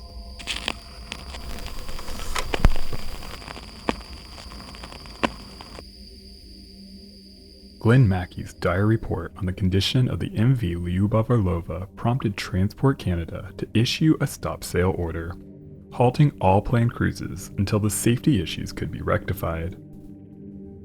Without clearance from Canadian authorities to set sail, the Orlova sat in limbo in St. John's Harbor waiting to learn her fate. At first, the situation seemed salvageable. Cruise North Expeditions had already chartered the ship for the summer of 2010 for a set of voyages up the coast of Labrador, Baffin Island, and various Arctic destinations such as Resolute and Beechy Island, the same place where members of the ill-fated Franklin expedition were buried. Hoping to get the season underway as soon as possible, Cruise North planned to pay for the repairs on behalf of the ship's owners. It was not uncommon for a charter company to cover minor maintenance costs. But as the company realized the severity of the situation, paired with the already large outstanding balance owed to them, they realized that it was increasingly unlikely that the Orlova's owners would ever pay them back. They had to act quickly. If the Orlova was allowed to leave Canada, they would likely never see any payment at all. The company filed a $250,000 lawsuit against the Orlova's owners, and the United States court issued an order to seize the ship as collateral. Lyubov Orlova Shipping Company countersued. They claimed that the Orlova was tight, staunch, and strong, properly manned and seaworthy at all times, and alleged that Cruise North miscalculated the cost of chartering the ship. Eventually, through multiple lawsuits, claims against the ship exceeded $2 million. St. John's Port Authority filed a suit of their own for unpaid docking fees and security costs as the cruise liner rotted away, taking up valuable space in their harbor. In September 2010, Lyubov Orlova Shipping Company had all but abandoned the ship. This left the 51 Russian and Ukrainian crew members in limbo. The various seamen, housekeepers, galley cooks, and officers had lived on the ship for almost a year. They were technically free to leave whenever they wanted, but if they did, they would be giving up their pay, which would not be issued until their contracts were finished when the ship was planned to dock in Tenerife at the end of the season. But it was becoming increasingly clear that the ship would never make it to Tenerife, and the crew, most of them virtually penniless in a foreign country with no visa, completely dependent on a dying ship, grew restless. Life on board was strange. Thanks to the generosity of the various St. John's residents who donated meals to the derelict crew, they didn't go hungry or without fresh water. Movies were screened in the ship's lounge almost daily, usually comedies to lighten the mood.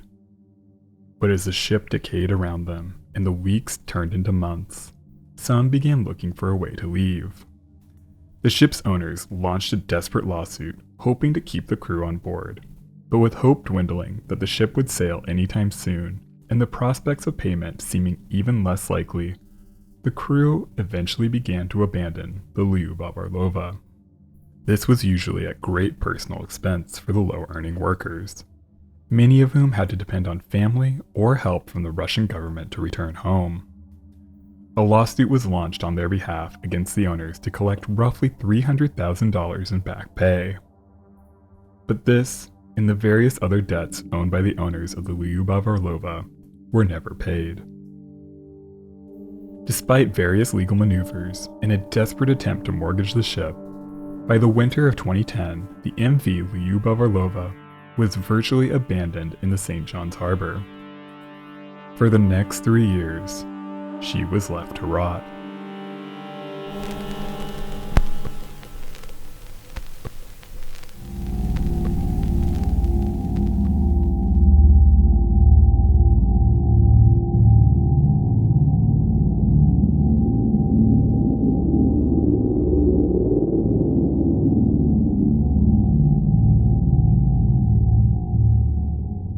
Shortly after the MV Lyubov Orlova entered service in the late 1970s, the Soviet poet James Patterson spent some time aboard the gleaming white cruise ship. Patterson was close friends with Lyubov Orlova, the actress the ship was named after, and his time aboard the ship brought up fond memories of his friend and his time in the Navy. He was inspired to write the following poem, "The entire abyss weakly pulses," a characteristic peculiar to it. This apparent calm seems to mesmerize. What awaits us? A stellar expanse of ocean that is as old as all this world? At dawn in underwater space, it is time for us to dive.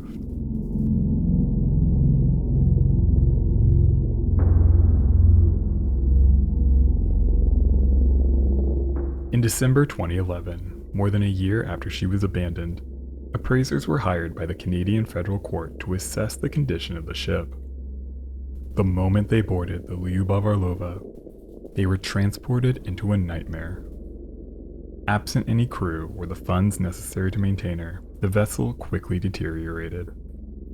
Burst pipes, broken windows, and damaged doorways let water seep into the ship, creating a dark and damp atmosphere inside. Mold and mildew quickly spread, and her ballast tanks filled with filthy water, creating an unnatural list. An infestation of rats soon moved in. Within just a few months, the modest cruise ship was transformed into a rotting hellscape, like something out of a horror movie. The appraisers concluded that any attempt to revitalize the ship would be too costly to ever turn a profit. In February 2012, she was purchased in a court-ordered sale by the Neptune International Shipping Company for $275,000. While it was clear that her passenger service days were long behind her, these new owners briefly explored the possibility of revitalizing the ship, but this never came to pass, and the Lyubov Orlova continued to rot in St. John's Harbor for another year. Fed up with the derelict ship, the Port Authority finally sued her new owners in November 2012 for back docking fees. It was well past time the ship found a new home. Finally, a tug called the Charlene Hunt was commissioned to tow the Orlova to the Dominican Republic, where she would finally be scrapped. On January 23, 2013, a tow line was attached, and the MV Lyubov Orlova finally left St. John's Harbor. But less than a full day into the trip, the tow line broke, sending the rotting ship adrift in the North Atlantic. The failed operation was insured for $850,000, but since the company never made a premium payment, there would never be any payout for the lost ship. Later investigations showed that the crew responsible for the tow lacked the proper equipment and experience for the operation. The Charlene Hunt was an aging vessel herself, nearing the end of her career. The tow line was woefully inadequate and separated just 3 hours after the ship left St. John's Harbor. Within days, panicked news reports began warning that the ship, filled with cannibal rats, was heading for the coast of England. The strange situation garnered more serious attention when the Orlova drifted toward the Hibernia oil platform 315 kilometers southeast of St. John's. Fearing a collision, Transport Canada hired the Maersk Challenger on February 2, 2013 to re-establish a tow line. The winter weather made the operation difficult. But a line was finally established, and the ship was towed clear from the oil platform. But she soon broke free once again. With the weather deteriorating and building swells, the salvage team determined that it would be too dangerous to try and establish another tow line. Since the ship was in international waters and no longer posed a threat to the oil platform or the environment, the mission was abandoned. The MV Lyubov Orlova was left to the mercy of the North Atlantic. During the operation, the crew secured a handful of emergency position indicating radio beacons in her lifeboats. These devices were programmed to send an emergency GPS signal once they were submerged in water. One of these beacons went off on February 23, 2013. Another was detected on March 8th. That was the last time that any position for the MV Lyubov Orlova was ever recorded. On March 12, a photo of a damaged lifeboat found near the Orlova's final position was sent to Transport Canada. But it was impossible to verify whether the lifeboat in the photo indeed belonged to the derelict vessel. When and if the Lyubov Orlova finally succumbed to the Atlantic is unknown, but she is presumed sunk by officials. That doesn't stop speculation that she might still be out there, drifting aimlessly, guided by some unknown force. A ghost ship that hints at something more. The promise that we may be able to stave off the abyss just a little bit longer.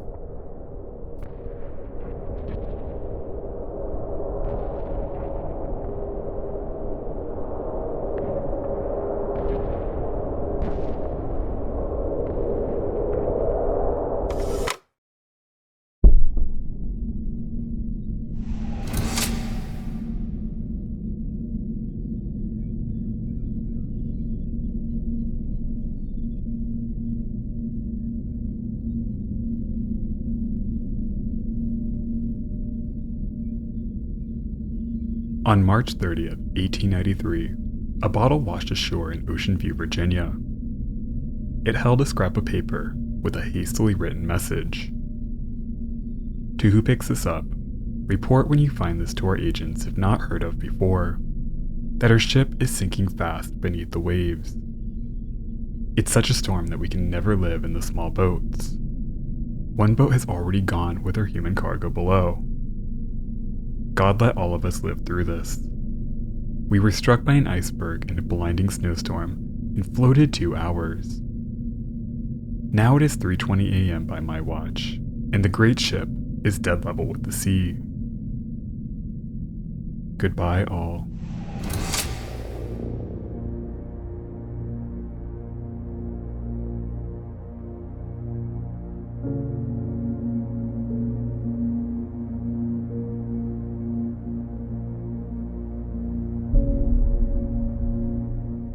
At the end of March 1893, the British steamer SS Coventry arrived in Bremerhaven with troubling news.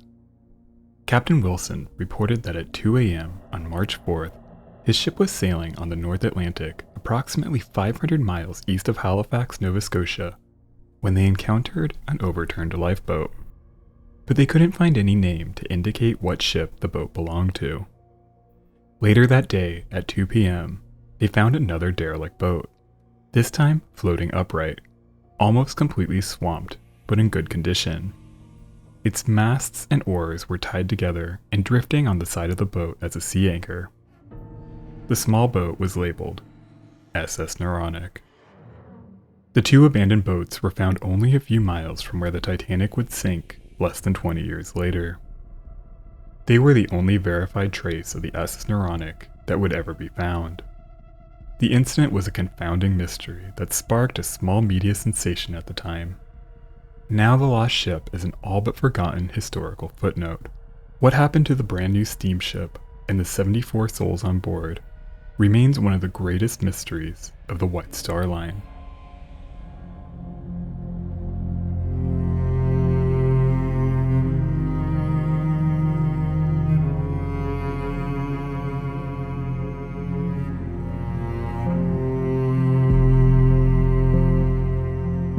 By the early 1890s, the White Star Line, still under the supervision of Thomas Ismay, had well established itself as an innovative Atlantic shipping line. Their latest passenger liners, the Teutonic and the Majestic, both launched in 1889, took turns capturing the Blue Ribbon for the fastest Atlantic crossing in 1891. They were the first White Star liners to be constructed without square rig sails and garnered international acclaim, particularly impressing Kaiser Wilhelm II of Germany. His country would soon begin construction on the Kaiser class of 4-funnel liners that would spark a period of fierce competition for Atlantic dominance between the European powers. The White Star Line's interests extended well beyond their premier passenger liners and included a fleet of lesser-known cargo vessels. By the 1880s, the North Atlantic cattle trade had grown considerably, with 450,000 animals making the crossing in 1889 alone. White Star Line began carrying livestock in 1888, and the industry quickly proved profitable. The company soon commissioned a series of ships that could carry livestock, cargo, and passengers. Captains were instructed to make these voyages as comfortable as possible for the animals on board. Especially in the early days, it was not uncommon for ships to arrive in port with a troubling number of dead animals. This obviously cut into profits, and White Star Line sought to avoid these losses with modern new purpose-built livestock carriers. In 1892, the company debuted its 2 largest cargo ships yet, the Naronic and the Bovik. Labeled Yard Number 251, the Naronic was launched on May 26, 1892. Costing 121,685 pounds to build, she was a relatively expensive cargo ship for the time. But a better ship meant more live animals. She was completed on July 11th and came in at 470 feet or 143.3 meters in length with a beam of 53 feet or 16.2 meters. She measured 6,594 gross register tons. She featured 3 decks and could accommodate up to 15 passengers, though she was registered to carry only 12. mostly people sent to accompany and care for the livestock. While accommodations couldn't compare to the premier White Star liners of the time, the Naronic promised a comfortable crossing for humans and animals alike. The vessel was powered by 4 boilers that fed twin reciprocating engines driving twin propellers to achieve a speed of around 13 knots. She was operated by a crew of 60. Her cargo spaces could hold up to 150 head of cattle, as well as several thousand tons of various other goods. To keep the animals alive, her livestock spaces were equipped with stalls, fresh water, and a ventilation system. Commanded by Captain Thompson, the Naronic sailed her maiden voyage from Liverpool to New York on July 15, 1892. Captain Thompson would serve as her master for just a few months. He left the ship in November of that same year. She completed several successful voyages, only losing a handful of cattle on one unfortunate voyage in November. By February 1893, there was no reason to doubt that the new livestock carrier would enjoy a long and prosperous career.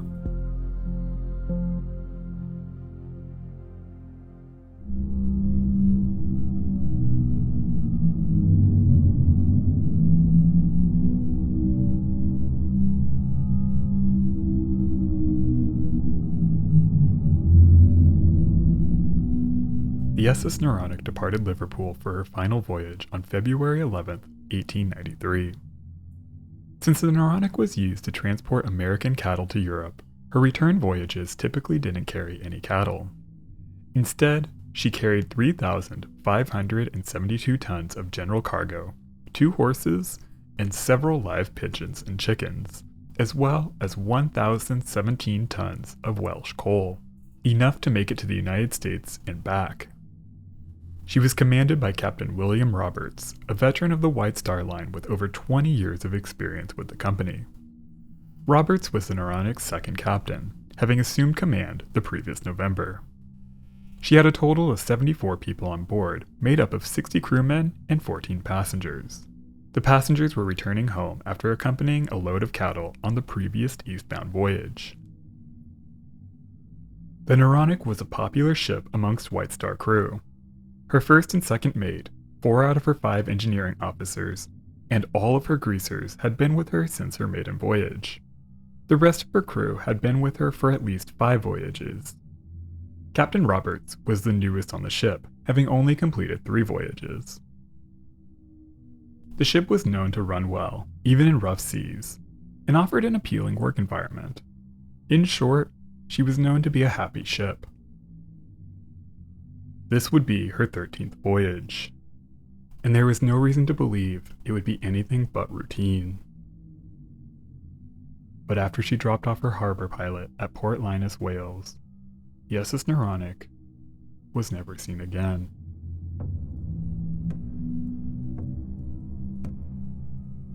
In those days, it was normal for cargo ships to arrive behind schedule, but soon, worry began to grow. The story first broke in the New York Times on March 2nd, 19 days after the ship left Liverpool. Her longest trip at this point had been just 11 days, and her sister ship, the slightly slower SS Bovik, had arrived in New York that day after leaving Liverpool 6 days after the Naronic. The alarm wasn't raised until she was a full week overdue. Ships that had just traveled the same route reported heavy seas, gale force winds, and heavy snow. When the SS Coventry arrived in port later that month with the news of the abandoned lifeboats, it was clear that the ship had probably been lost. But aside from the 2 derelict boats, nothing was ever found. With the frigid temperatures, there's no way anyone would have survived in the water for more than a few hours. This was, after all, the same area where the Titanic would meet her fate almost 20 years later. There was intense media speculation at the time over the fate of the missing freighter, with stories of potential boiler explosions, getting carried off course, and even ridiculous articles about wives driven mad by grief. But with so little evidence, there was no satisfying way to explain the ship's disappearance. But then, the bottles began to appear.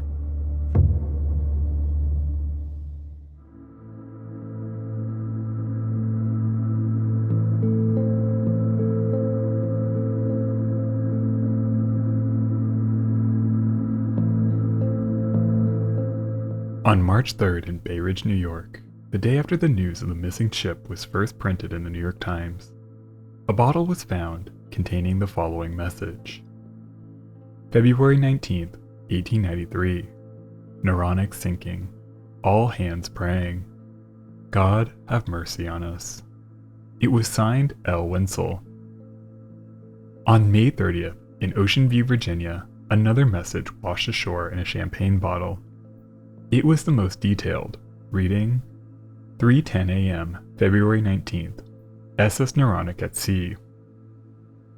To who picks this up, report when you find this to our agents if not heard of before, that our ship is sinking fast beneath the waves. It's such a storm that we can never live in the small boats. One boat has already gone with our human cargo below. God let all of us live through this. We were struck by an iceberg in a blinding snowstorm and floated 2 hours. Now it's 3:20 a.m. by my watch, and the great ship is dead level with the sea. Report to the agents at Broadway, New York, M. Kersey and Company. Goodbye all. It was signed by John Olson Cattleman and also dated February 19th, 1893. Another message, this time found in the Irish Channel in June of that year. It read, struck iceberg, sinking fast, Naronic. The message was simply signed Young. The final message was found on September 18th, floating in the Mersey River.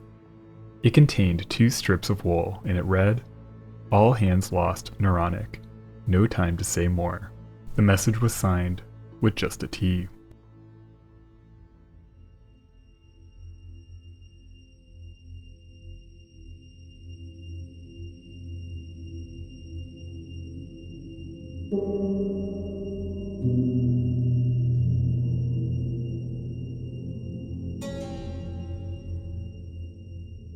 An official inquiry was held by the British Board of Trade at St. George Hall in Liverpool. The ship's design and cargo manifest were reviewed, and it was quickly determined that a sudden shift in cargo probably wasn't to blame. The harbor pilot was interviewed and reported nothing out of the ordinary while he was briefly on board the ship. Beyond that, the board had little to work with. There was speculation from the captain of another White Star ship, the Runic, that it was possible that the ship's engines could suffer a catastrophic malfunction that would result in one of her pistons shooting down through the hull, causing her to sink almost immediately. The Board of Trade was quick to dismiss the bottle messages and the iceberg theory. They claimed that there was no ice present, despite reports from other ships in the area that they had encountered ice near where the incident likely occurred. There is reason, however, to question the authenticity of the bottle messages. For one, none of the signed names, L. Wenzel, John Olson, or Young, appear on crew or passenger lists. And the final message was simply signed T, which could have been a number of people. Once the story appeared in papers, the missing ship was big news. So it's suspicious that the first message was found in New York only one day after the story first broke in the New York Times. The White Star Line also dismissed the second bottle as a hoax because they felt the bottle couldn't reach the spot where it was found. But debris from ships in the area has been found all along the eastern seaboard of the United States. Even if it's unlikely, it's not entirely impossible. While there's reason to doubt the messages, there's also reason to believe that they could be authentic.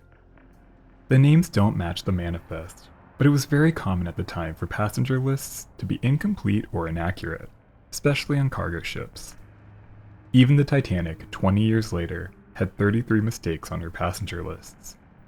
So it's not inconceivable that someone gave a different name, joined the crew at the last minute, or simply signed a nickname like Young.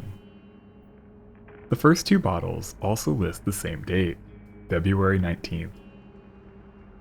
Based on the Naronic's speed and date of departure, she would have been in the area where her lifeboats were found at around the same time.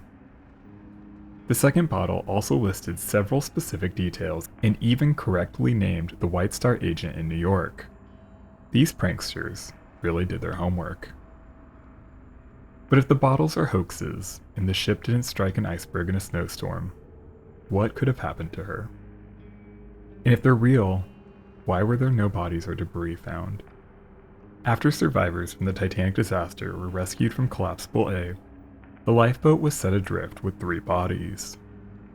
After drifting for a month, the boat was recovered by the RMS Oceanic. The 3 bodies were still in the small boat.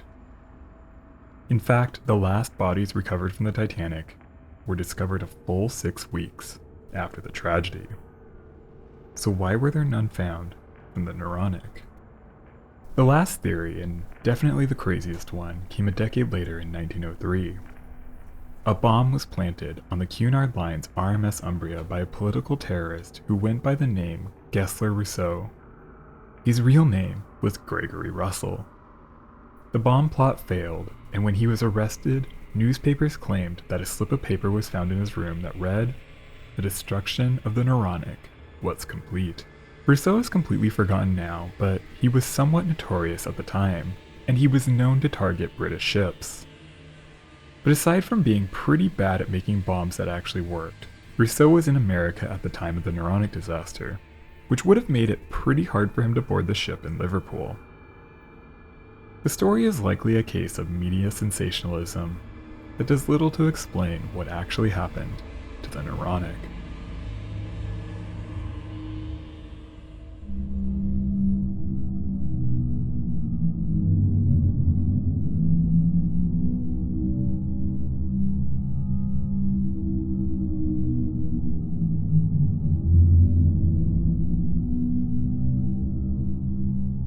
The thing that sticks with me most about the Naronic mystery is not so much trying to figure out how it happened. We can gather that something went terribly wrong that caused the ship to sink with all on board. That's not really all that mysterious. The thing I get caught up on is the lonely terror of the situation. Knowing that your ship is sinking in the middle of the night, miles from anyone who can help. How it must have felt for the relatives of the 74 people on board. It's one thing to lose a loved one. It's another to always wonder what actually happened to them. No one even sent a proper search party after the ship went missing. The White Star Line altered the Teutonic's route slightly after the incident to sail through the area where the Naronic was thought to have been lost. That was it. Other passing ships were asked to keep an eye out, but once she was determined lost, that was pretty much all that happened. It's hard to imagine such indifference today. But after all, those 74 men weren't paying passengers. They were all replaceable employees. The Naronic disaster happened 5 years before the Marconi Company began producing systems like the one installed in the Titanic. In that time, if you ran into trouble, your only hope was signaling a nearby ship. Or maybe survive long enough in a tiny lifeboat, which in heavy seas would be almost impossible. One of my favorite stories from the Titanic disaster is what happened on Saturday, April 13th, 1912, the day before she struck the iceberg. That evening, while Chief Telegraph Operator John Phillips was at work sending messages, the Marconi machine suddenly stopped working. It was standard procedure at the time that if something went wrong with the equipment, the operators were not supposed to try and fix it. They were to wait until the ship reached shore, where a company technician could properly service the machine. Phillips and his assistant Harold Bride ignored the rules and spent 5 hours working late into the night to fix the equipment on their own. It's terrifying to imagine what would have happened if they hadn't fixed the machine when they did. The Titanic sank in 2 hours and 40 minutes. What if when the massive liner went down, the Carpathia wasn't racing to the scene where she would pick up the freezing survivors? It's likely what happened to the crew of the Naronic. When whatever went wrong with the ship, whether it was a sudden engine malfunction or a collision with an iceberg in a blinding snowstorm, all they could do was wait for their ship to sink beneath them, leaving them alone in the icy waters. No one would know what happened to them. No one would know their state of mind, in those final moments. They were simply gone.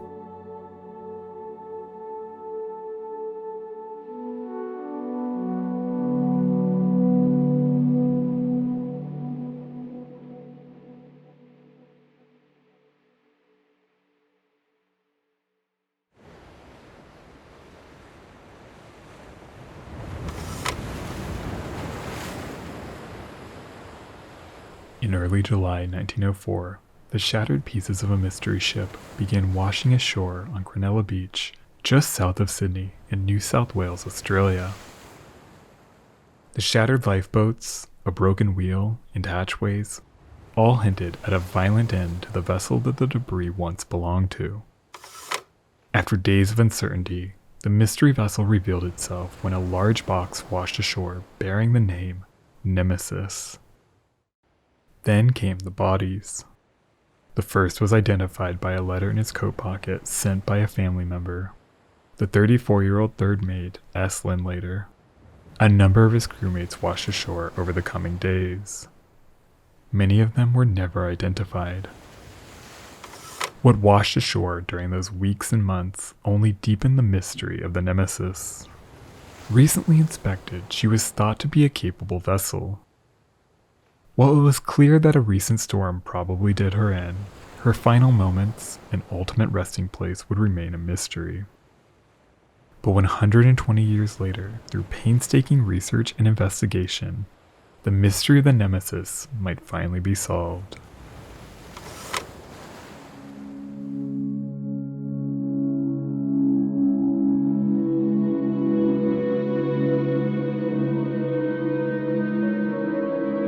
In 2022, a marine survey company, Subsea Professional Marine Services, came across something strange while searching for lost cargo containers off the coast of Sydney. Late one night, a technician noticed an anomaly appear on his ROV screen just after 1 a.m. Conditions were less than ideal, but from the footage it was clear that the team had just stumbled on something much larger than a shipping container. They suspected, due to the height of the discovery, that it must be an undiscovered shipwreck. Their suspicions were confirmed when just a few minutes later an anchor appeared on screen. The find was significant, but it would be over a year before researchers could identify what was then dubbed the unidentified wreck off Wollongong.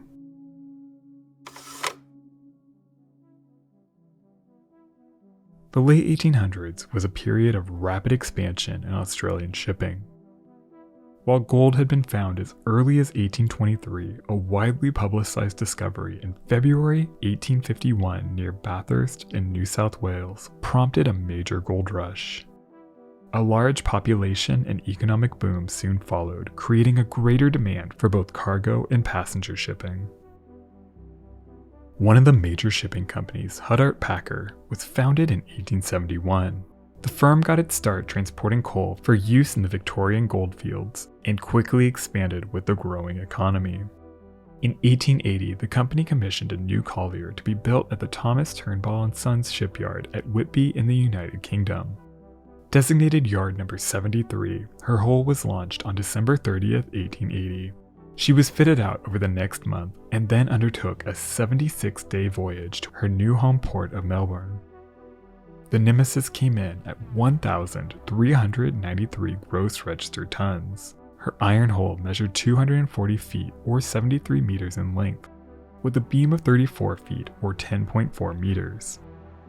She was powered by a single compound steam engine that could generate 120 horsepower and achieve a speed of around 8 knots. She arrived in Port Phillip on May 1, 1881, and began her career carrying coal between Newcastle and Melbourne. In the early 1890s, as demand for intercolonial travel boomed during the Coolgardie Gold Rush, the Nemesis was converted into a modest passenger vessel, offering simple but comfortable accommodations for travelers between Melbourne and Sydney. But as demand diminished and new passenger vessels were introduced, she was soon converted back into a coal carrier by the end of the decade. During her 20-year career, the Nemesis built a reputation as a sturdy and reliable vessel. She routinely passed inspection and seemed like a solid workhorse. But that all changed in July 1904.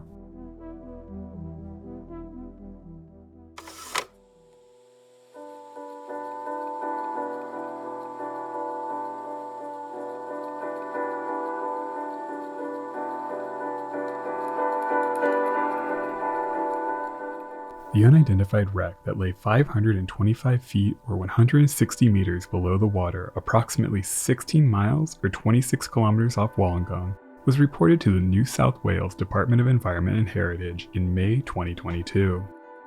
While researchers suspected they knew the identity of the wreck, there are an estimated 200 or more undiscovered and unidentified wrecks in the area, so they couldn't be entirely sure.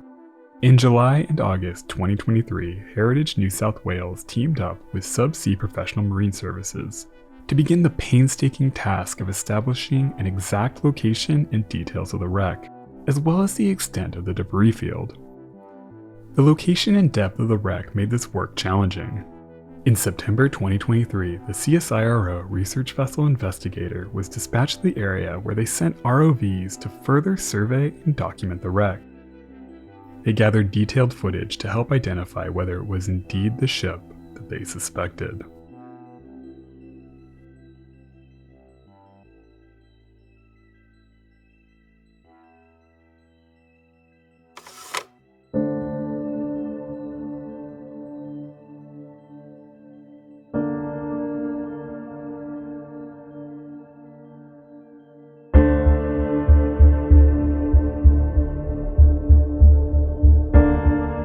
On Friday, July 8, 1904, a moderate gale whipped through the Newcastle harbor.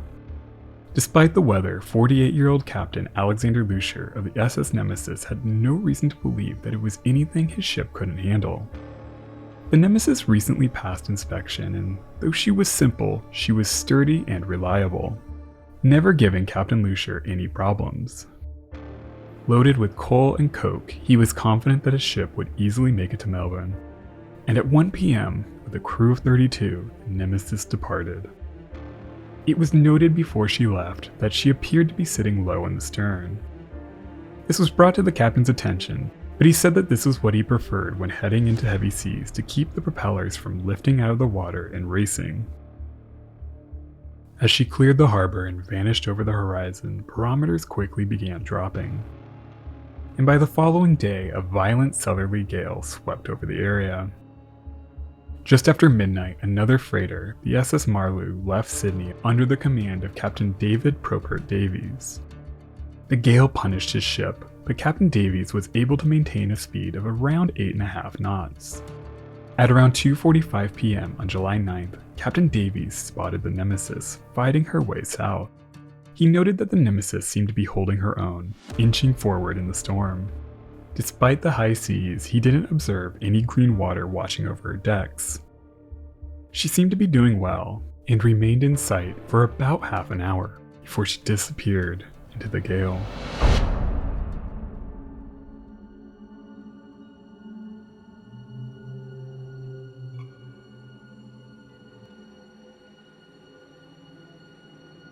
The storm continued to intensify throughout the afternoon of Saturday, July 9th, 1904.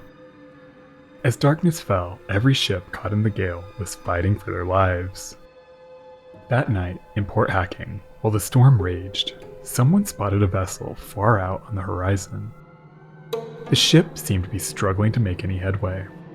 Then a distress rocket launched high above the ailing ship and disappeared into the storm. Several rockets followed, fired off at regular intervals. It was a call for help. But the intensity of the gale made any rescue attempts impossible.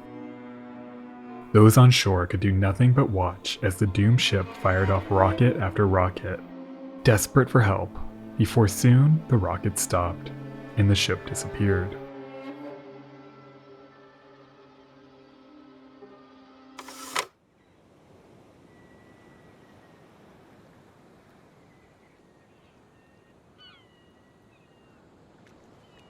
From Monday, July 11th, wreckage began washing ashore on Cronulla Beach. At first, it wasn't clear what vessel the debris belonged to. But then, a large crate stamped with the name Nemesis confirmed fears that the steamer didn't survive the storm.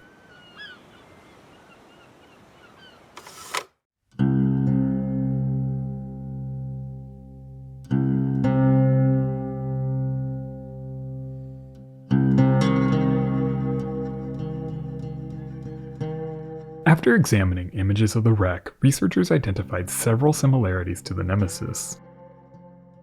Remains of a bridge deck and steering platform were found, as well as an upright two-cylinder compound steam engine. But these were common on ships of the time. More conclusively, researchers identified unusual and distinctive repairs or reinforcements to the wreck's main shear strake, consistent with known work done to the Nemesis, as well as two anchors that matched the style known to be on the ship. Along with the size and location of the wreck, researchers felt confident that it was indeed the Nemesis. But more research is needed to fully understand what happened that stormy night 120 years ago. In July 1904, the Nemesis simply vanished. While debris and bodies washed ashore, what happened in those final moments was a total mystery. Some thought the ship was simply overwhelmed by the storm. Others thought that she might have touched bottom somewhere, taking critical damage that she could not recover from. Finally, though, her wreck offers some clues. They found significant damage to her bow, and her stern was almost entirely missing.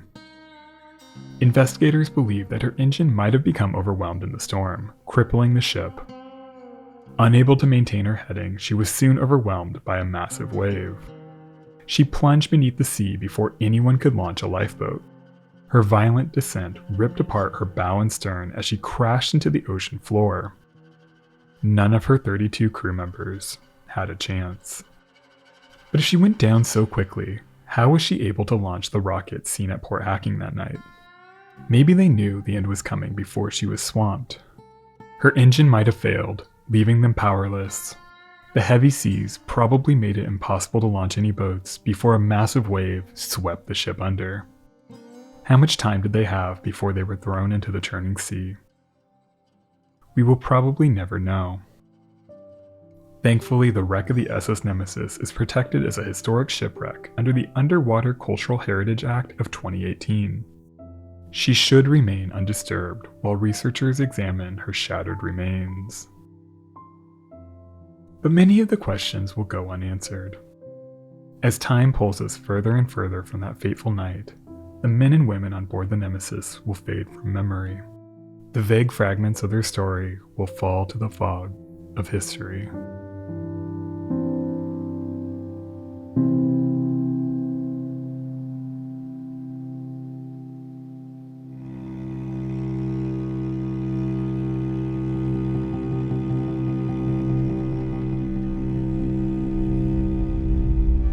I awoke with a terrific nightmare in Maine. I knew nothing about the ship. It hadn't been reported up here at the time. It was a terrible nightmare. A feeling of water. I awoke screaming, "Help! The sea monsters got me." The nightmare was a terminating experience. Something had ended. It was a brief dream.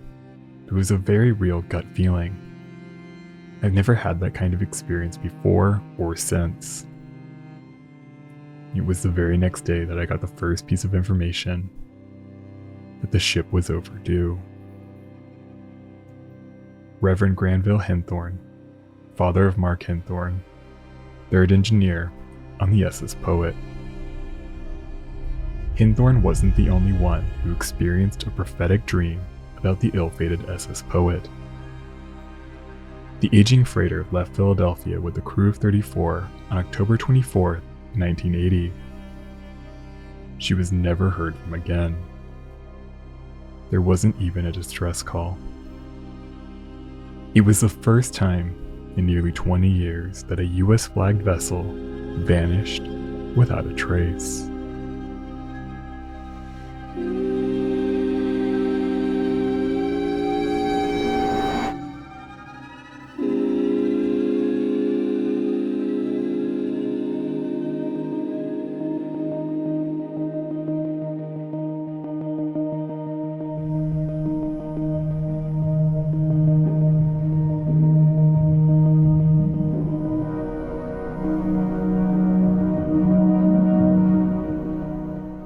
The SS Poet was an unremarkable ship. Initially designed to carry troops in World War II under the name USS General Omar Bundy, By 1980, she was well into her second life serving as a bulk cargo carrier. Many of her former fleet mates had already been scrapped, but a select few carried on. With proper maintenance, their simple design could in theory sail for decades. Instead, the Poet's various owners routinely put off key repair work and carried out only what was absolutely required to keep the aging ship compliant.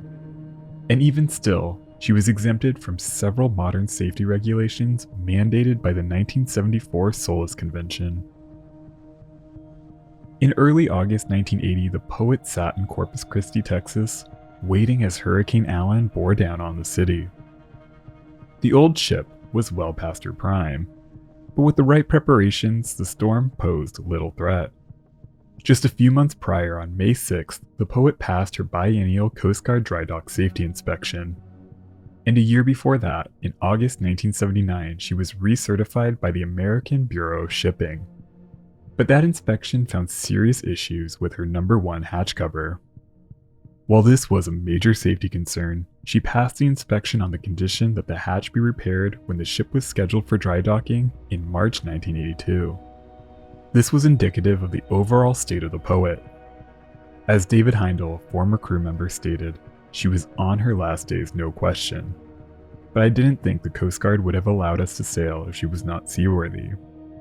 This uneasy sense of confidence allowed the old ship to sail on. Some minor repairs were carried out after her last safety inspection. Following the Coast Guard's mandate, repairs were made to her boilers, main deck, and fire hose assemblies. But it was the bare minimum. Hurricane Allen passed over Corpus Christi, leaving the Poet largely unscathed. Her owners had secured a contract under the Food for Peace program to carry shipments of corn from the United States to Port Said, Egypt, where it would be distributed to people in need. So her owners had little reason to invest in a major overhaul. The ship was deemed safe, and after all, the only thing that mattered was eking out profit. For the crew who lived and sailed on her, this was not a major concern. The ship seemed safe enough, and they needed the work. The choice was never really theirs. And so the Poet sailed on, heading to Philadelphia, where she would load her cargo and prepare for what should have been a routine voyage across the Atlantic.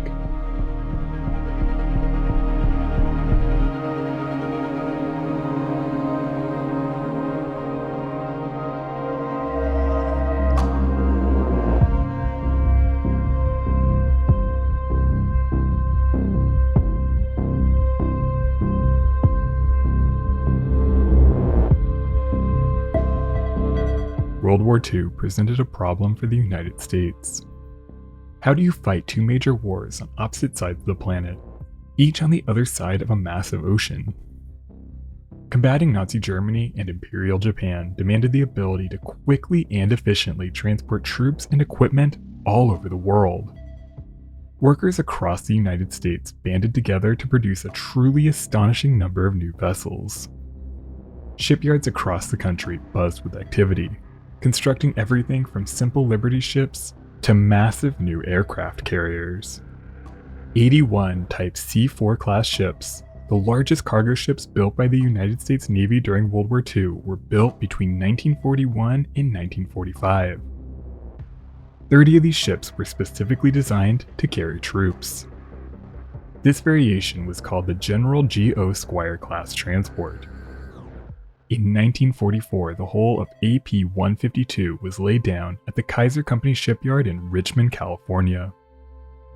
These simple ships were designed to be built as quickly and efficiently as possible. Named USS General Omar Bundy, AP-152 was a typical example of her class. She was named after Major General Omar Bundy, a career U.S. Army officer who served in the American-Indian Wars, the Spanish-American War, the Philippine-American War, and most notably World War I. USS General Omar Bundy was launched on August 5, 1944. She was sponsored by Mrs. Lawrence Wainwright of Richmond. She displaced 9,950 tons light and 17,250 tons full. She measured 522 feet 10 inches or 159.36 meters in length, with a beam of 71 feet 6 inches or 21.79 meters. She was operated by a complement of 356 officers and enlisted men, and could carry up to 3,823 troops. She was powered by a single-screw steam turbine that could produce 9,900 shaft horsepower and achieve a service speed of 17 knots. After a brief fitting out period, USS General Omar Bundy entered service on January 6, 1945, and immediately went to work. She departed San Francisco Bay on March 10th with 2,700 sailors and mariners bound for Pearl Harbor, Ulithi, and Guam. After returning 1,700 troops to San Francisco, she sailed for the Atlantic to redeploy troops to the Pacific as the war in Europe came to an end. Throughout the final months of the war, USS General Omar Bundy transported troops all over the world. By the time she entered service, the Japanese and German navies were in shambles, and an Allied victory was inevitable. So while transport missions only a few months before would have been tense affairs, these late war voyages were mostly uneventful. After the war, the Omar Bundy continued repatriating troops until she was decommissioned on June 14, 1946. Following a very brief layup, she was transferred to the War Department on August 30, 1946, and spent the next 2.5 years repatriating troops, transporting refugees, and carrying personnel all over the world. But by the end of 1949, the displacements caused by World War II had mostly been settled, and transports like the General Omar Bundy no longer had a purpose. She was decommissioned on December 12, 1949, and transferred to the National Defense Reserve Fleet. She was mothballed in the James River in Virginia, where she would remain for the next 15 years.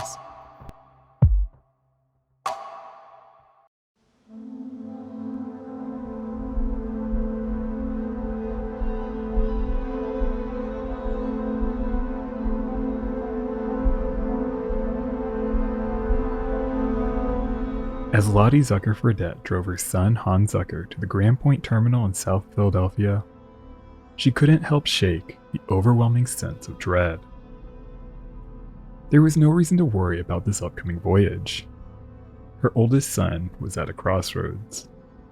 He recently dropped out of SIU's quartermaster training program, and he was more interested in following the Phillies than facing the realities of planning his future. But he wasn't lazy, and he was happy to sign on as an able-bodied seaman on the SS Poet. The voyage would be a simple one, across the Atlantic and back. Still, as the mother hugged her son, she began to cry. Something just didn't feel right. Hans didn't quite understand, but he hugged her again and reassured her that he would be home for Christmas. He said goodbye and boarded the ship, ready to get to work. The Poet's irregular schedule made it difficult for Captain Leroy A. Warren to find crew, and the ship was understaffed even as her holds were cleaned and prepared for the upcoming voyage. Much of the deck crew from her previous voyage quit the ship. It was no secret that the Poet was a ship well past her prime. Her previous master, Captain Schindler, complained that vital repairs were often neglected, and on some voyages, critical equipment sometimes failed. On one trip, the freighter sailed half the voyage without working radar. The Poet had passed through a series of owners. In 1964, the Bethlehem Steel Corporation purchased the USS Omar Bundy and several other World War II-era transports that had sat in mothballs for well over 10 years and converted them into modern cargo ships. The Bundy was renamed SS Portmar and operated under a Bethlehem Steel subsidiary, the Kalmar Line. She remained with the company until it folded in 1976. The Portmar was then sold to the Ashley Steamship Company on August 10th of that year and renamed the SS Port. She was sold one last time on May 11, 1979 to the Hawaiian Eugenia Corporation and renamed the SS Poet. While the ship was showing her age, her living quarters were comfortable and surprisingly spacious. Her crew lounge even had a piano, though it was severely out of tune. In the days leading up to her scheduled departure, a call was put out for additional crew. Soon, men began trickling in. The poet may not have been the best assignment in the world, but work was work. 23-year-old Stephen Connors and 31-year-old Ricky Saley joined the ship as seamen. Neither man planned to return to the sea after this voyage. Connors was working to get a job at an electronics plant near his home in New Jersey. His wife Cindy was pregnant and due to give birth sometime around Christmas. With the kid on the way, Connors was no longer interested in leaving home for long stretches of time. He would earn a bit of money on the poet, and he would be home in time for the birth of his child. Ricky Saley planned for a 20-year career with the Navy. He spent 12 years sailing throughout the world, but a knee injury led to a medical discharge and an uncertain future. He returned to Ohio, but the recession made it difficult to find work. He eventually relocated to his wife's hometown of Philadelphia and applied for a job at the Philadelphia Navy Yard. But the hiring process was slow, and in the meantime, he took work on various ships. By the time he signed on with the poet, he had secured an interview with the Navy Yard. He planned to complete a voyage and earn enough money to tide his family over until he finally got the job he was hoping for. Another seaman, Edward E. Bradley, felt lucky when he landed a job on the poet. The 24-year-old man had struggled most of the year to find work. He just had a job on another ship canceled at the last minute. He was grateful to finally catch a break. He was saving for college, and he was excited that he would be home for Christmas. Bradley was one of 13 siblings, and he was eager to finally get a holiday picture with the entire family all together. While the plan was to be back in time for Christmas, Chief Steward Eddie Sylvester knew that there was a chance that they would get held up, and he put in an order for Christmas candy just in case. As the poet was loaded with 13,500 tons of yellow corn, her bows seemed to settle deeper than her stern by nearly 2 feet. Before they departed, a surveyor raised the imbalance with Captain Warren, but the master was unbothered. He said that he would correct the imbalance by shifting around barrels of fuel. As final preparations were made, Second Mate Bill King closely watched reports of a gathering storm system to their south. At 11:39 p.m. on Thursday, October 23rd, only hours before their scheduled departure, the Weather Service issued a gale warning that spanned from Cape Henlopen at the mouth of the Delaware River to Newport News, Virginia. But it seemed that the poet would only just clip the edge of the storm system as she sailed east. She had certainly survived much worse over the course of her long career, so a bit of heavy weather wasn't much of a concern. Some of the crew even hoped for a storm or two, just to make things interesting. In the early morning hours of October 24th, 1980, Gary Hope, a Delaware River pilot, boarded the poet as she began her voyage toward the Atlantic. He was unimpressed with the ship's steering, finding her sluggish, especially in the narrower sections of the channel. This wasn't enough of a problem to cause concern. The poet slowed to just 6 knots as she crossed between Cape May and Cape Henlopen, and Gary Hope climbed down a rope ladder into the waiting pilot boat. They turned away from the poet and raced back up the bay toward the Delaware River. The skies were gray, and the wind and waves were picking up. Gary Hope looked back at the poet one last time as she sailed through the open sea. He would be the last living person to ever set foot on the freighter.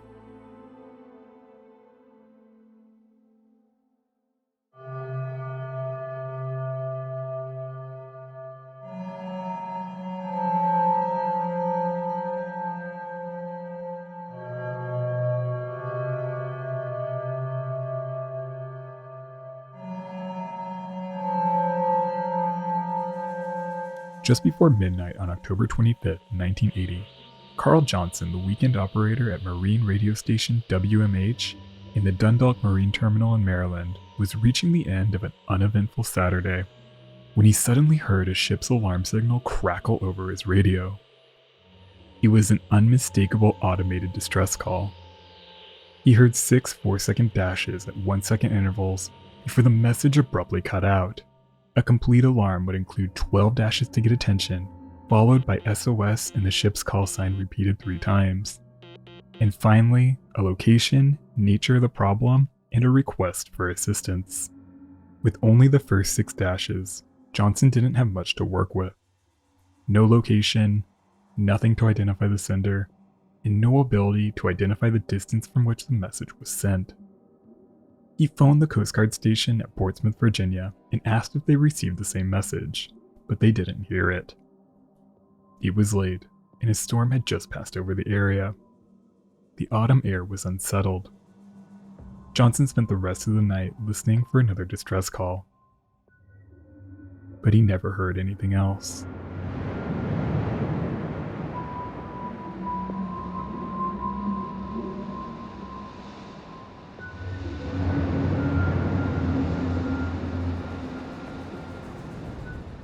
Two days prior, on Friday, October 24th, as the Poet sailed clear of the eastern seaboard, her radio operator Joseph Vinek made 2 official calls, standard for any voyage.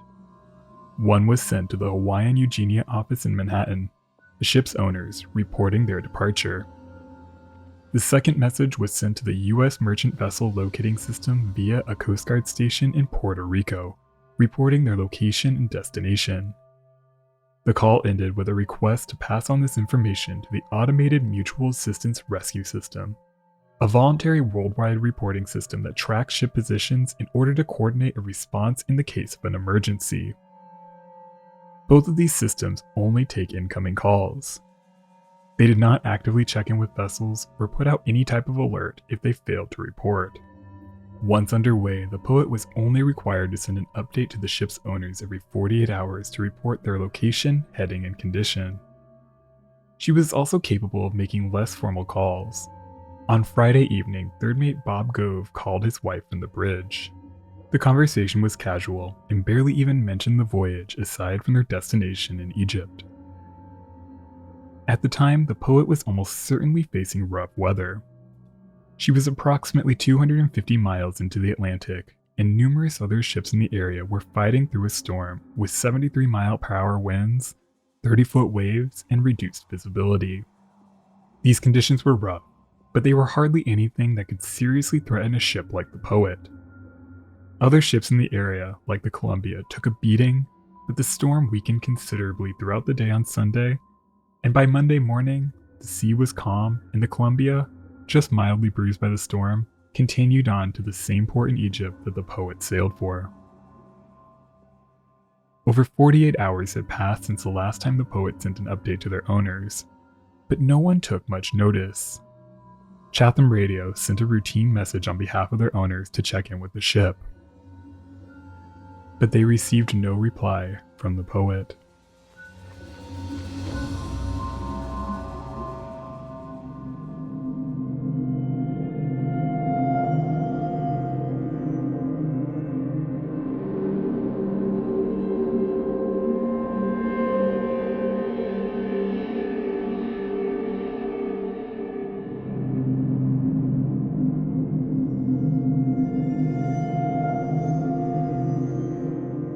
It took several days before the Poet's absence raised any alarm.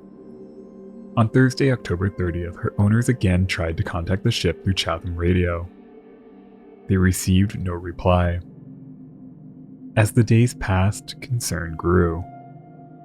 Finally, on Monday, November 3rd at 9:59 a.m., Henry Bonneville, owner of the Hawaiian Eugenia Company and the SS Poet, finally contacted the Coast Guard to report the missing ship, 10 days after she was last heard from.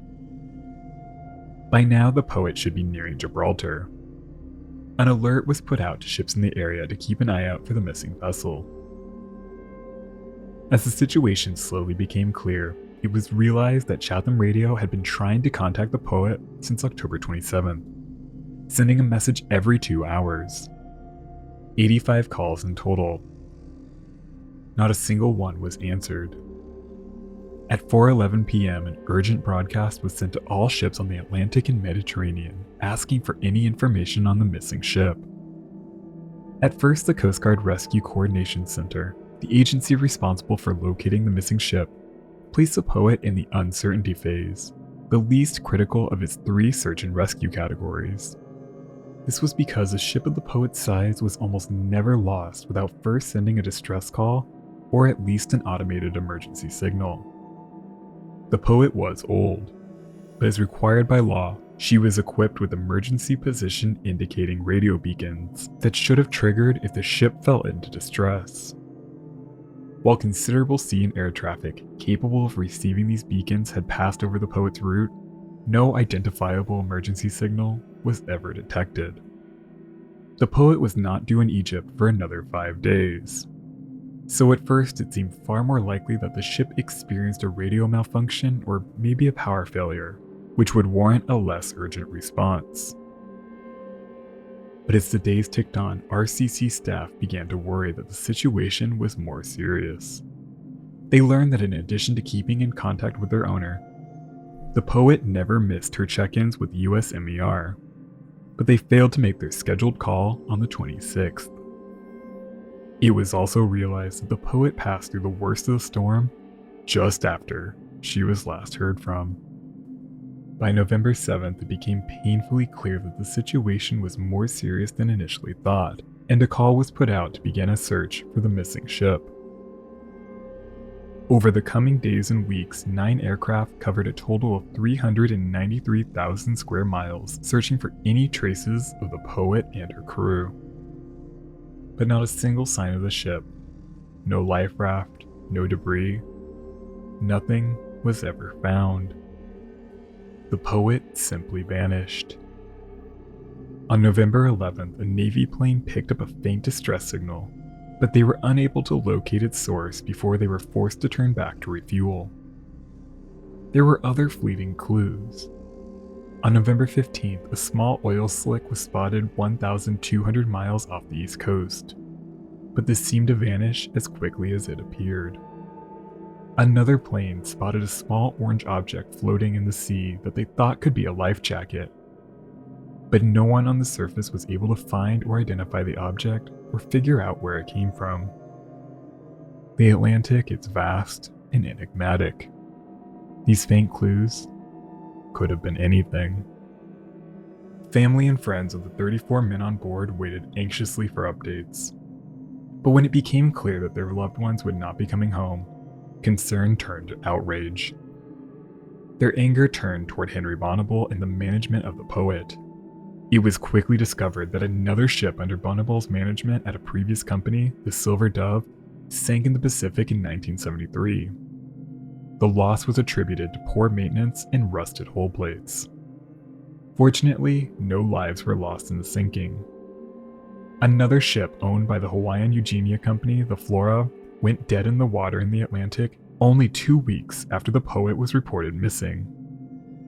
Ironically, the drifting ship was discovered by the SS Penny, the poet's nearly identical sister ship, also owned by Bonnable. The Flora was in such poor condition that she never sailed again. The Penny was also found to be in desperate need of serious repair, but somehow she remained in service until she was finally retired in 1983 when her certification was revoked due to safety concerns. 3 different agencies were tasked with investigating the loss of the poet: the National Transportation Safety Board, the Committee on Merchant and Marine Fisheries, and the U.S. Coast Guard Marine Board of Investigation. All 3 organizations concluded that the poet was likely lost during the storm she passed through shortly after her departure. But they each had different theories on how exactly she went down, including a faulty hatch cover, synchronously rolling, and undetected damage to her hull. It was also found that the inspectors who had certified the poet in the months before her disappearance were inexperienced and might not have scrutinized the ship as closely as they should have. Some even believe that the poet's sudden disappearance could be explained by a rogue wave, similar to the one that nearly took down the SS Michelangelo in 1966. But this was all speculation. Without any witnesses or traces of the missing ship, what caused her to sink will probably never be known. For a time, the story garnered some attention. A popular theory posited that the ship was either hijacked, involved in drug smuggling, or even played a role in the Iran-Contra affair. But there's absolutely no evidence to back up any of this tabloid speculation. It seems far more likely that the poet was an aging, poorly maintained ship that finally fell to the punishing conditions of the North Atlantic. Henry Bonnable and his company faced no consequences for the disaster. In 1981, he collected a $4 million insurance payment for the missing ship. The following year, he was awarded a $25 million government contract. He continued working in merchant shipping until his retirement. He died at the age of 95 in 2015.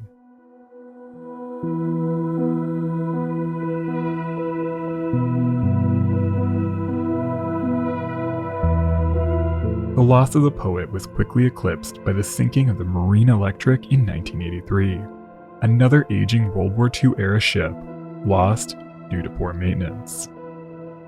The two disasters finally prompted significant reforms to maritime safety and Coast Guard rescue operations. But none of this provided much comfort or any answers for the family and friends of the 34 men who vanished with the poet. Their lives were expended, enriching a man who probably didn't even know their names.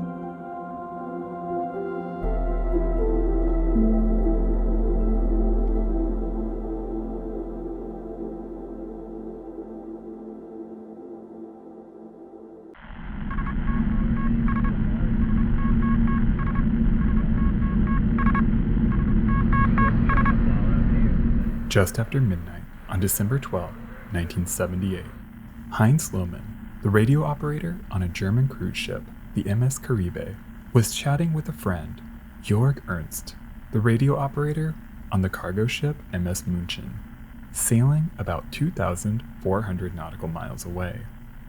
Their conversation was casual, and they used a frequency designated for unofficial communications.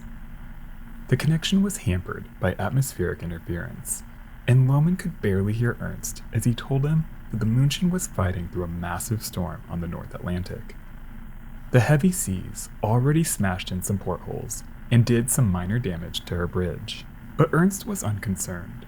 The München was a modern vessel designed to handle the worst that the North Atlantic could throw at it. She was considered practically unsinkable. After a minute or two, Ernst's transmissions became nearly inaudible. Lohmann asked if he wanted to try another frequency, but he declined, and they decided to end their transmission. Ernst signed off by telling his friend, "Have a good trip, and see you soon."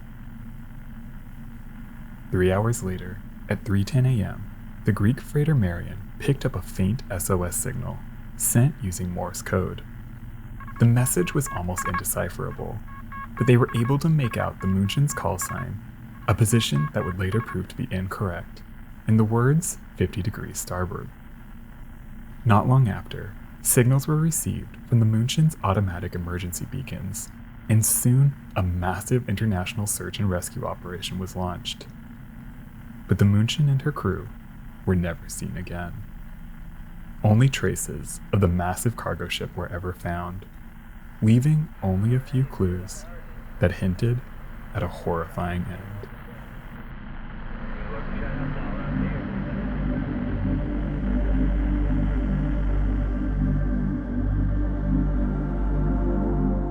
On September 1st, 1970, the two legacy German shipping companies, Hamburg American Line, or Hapag, and Norddeutscher Lloyd, merged to create Hapag-Lloyd. Today, it is the fifth largest container shipping company in the world. On May 12, 1972, as they expanded and modernized their fleet, the company launched a new vessel labeled hull number 860 at the Cockerell shipyards in Belgium. Christened the MS München, the German name for the city of Munich, the new vessel was unique in that she was the only German-flagged lash carrier. A lash, or lighter aboard ship, was a design developed in the 1960s by the American engineer Jerome Goldman. Similar to container ships, these vessels were designed to carry a number of small barges called lighters. They typically came equipped with a large crane that can lower individual lighters into the water, where they can be towed by a tug up smaller waterways. This made it faster and easier to unload and distribute cargo.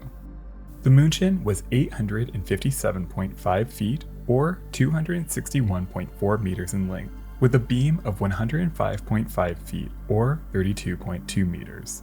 and came in at 37,134 gross registered tons.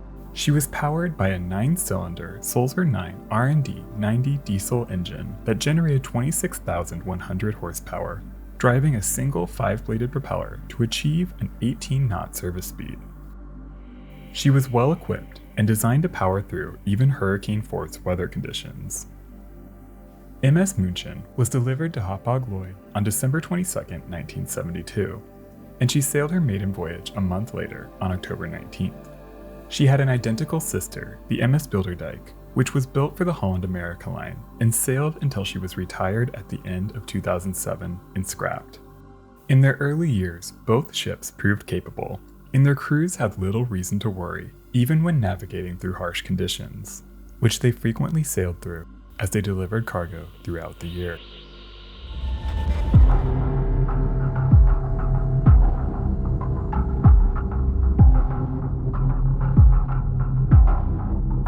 The München departed Bremerhaven for her 62nd voyage on December 7, 1978. She was bound for her typical destination in Savannah, Georgia, and her route would take her through a powerful storm that had been ravaging over the North Atlantic since November. But these were the types of conditions the München was designed to handle, and she had already weathered similar storms during her career.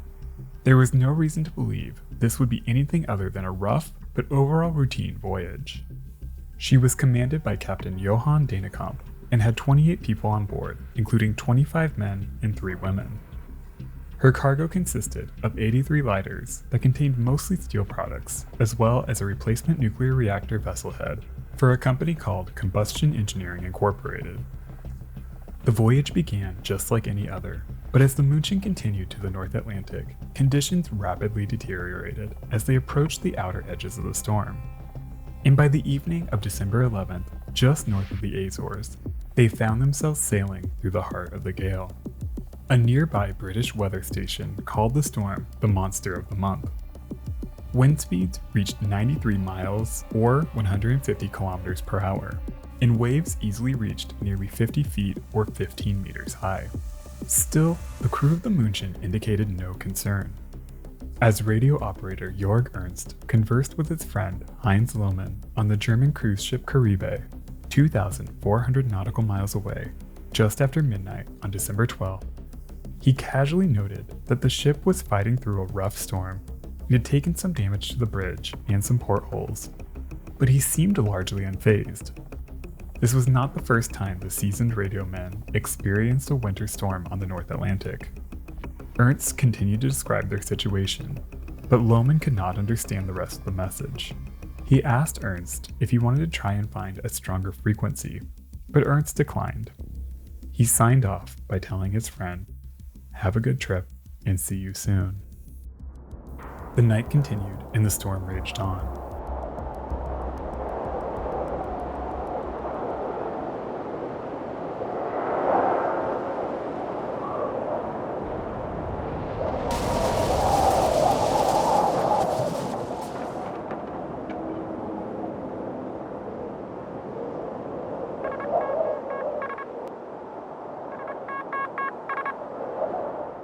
At around 3:10 a.m., the radio operator on the Greek freighter Marion picked up a chilling signal. Badly distorted by atmospheric interference, he could just barely decipher a weak SOS message sent in Morse code. Soon, a Soviet vessel, the Maria Yermolova, also began picking up these distress calls. Over a series of messages, the Marion was able to make out the word forward, as well as the ship's name and position. Another ship picked up the words 50 degrees starboard and the word Arcticus. These fragmented messages presented a puzzle that continues to baffle investigators, and we'll explore their possible meanings later in this video. Radio operators all over the North Atlantic continued to receive fragmented messages from the München, broadcast using emergency equipment, suggesting the München had lost power. At 4:43 a.m., multiple radio stations began receiving automatic emergency signals from the ship. This continued until 7:34, when US stations changed to another frequency, but it's thought that these messages continued to transmit for hours. Initially, despite the concerning calls for help, there was very little alarm. The München was well known to be a capable vessel, and while it was clear that she had run into trouble in the storm, few thought that the situation was as dire as it would soon prove to be. But by mid-morning, as the weak messages continued and the storm raged on, an international search and rescue effort was soon organized. Within hours, it would balloon into a massive search effort that would uncover a series of clues that hinted to a horrifying end for the München and her crew.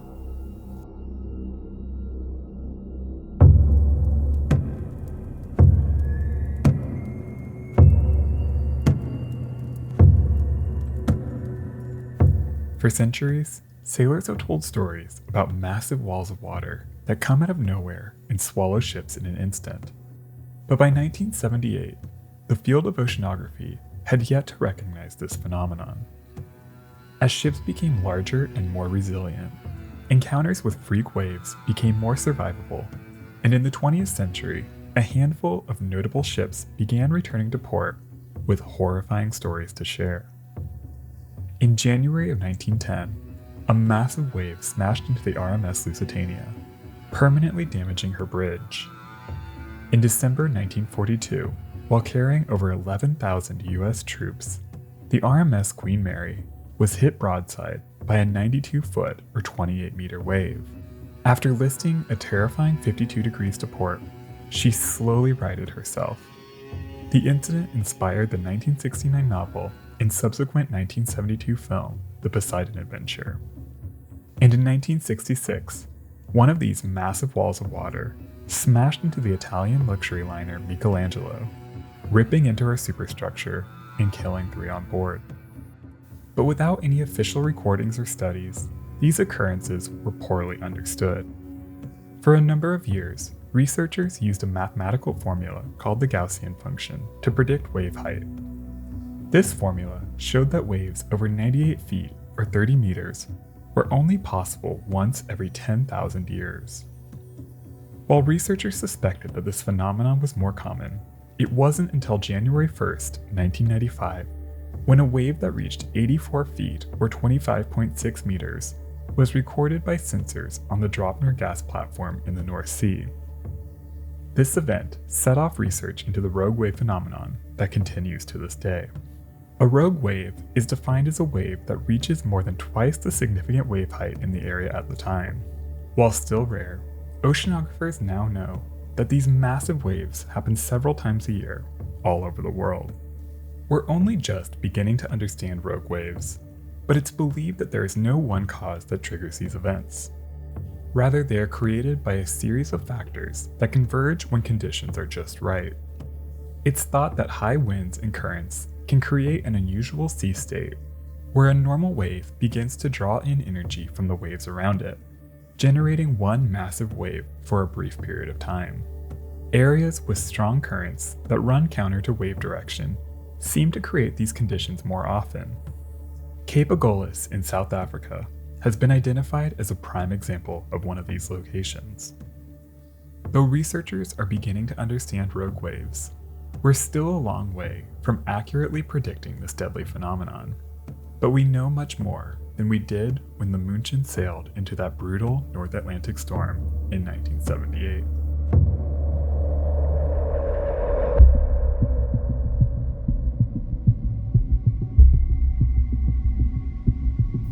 While the München's SOS messages were picked up as early as 3:10 a.m. on December 12th, Hapag-Lloyd didn't receive word of the unfolding crisis until 6 a.m.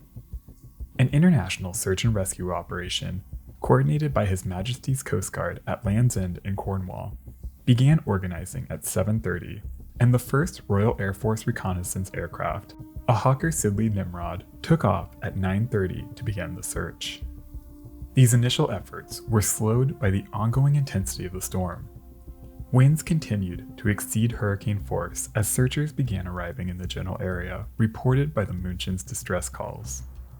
At 3:30 p.m., the Coast Guard appointed the Dutch salvage tug Smit Rotterdam, commanded by Captain P.F. de Nys, as the on-scene search and rescue coordinator. By the next day, December 13th, 3 planes and 6 ships searched for the München.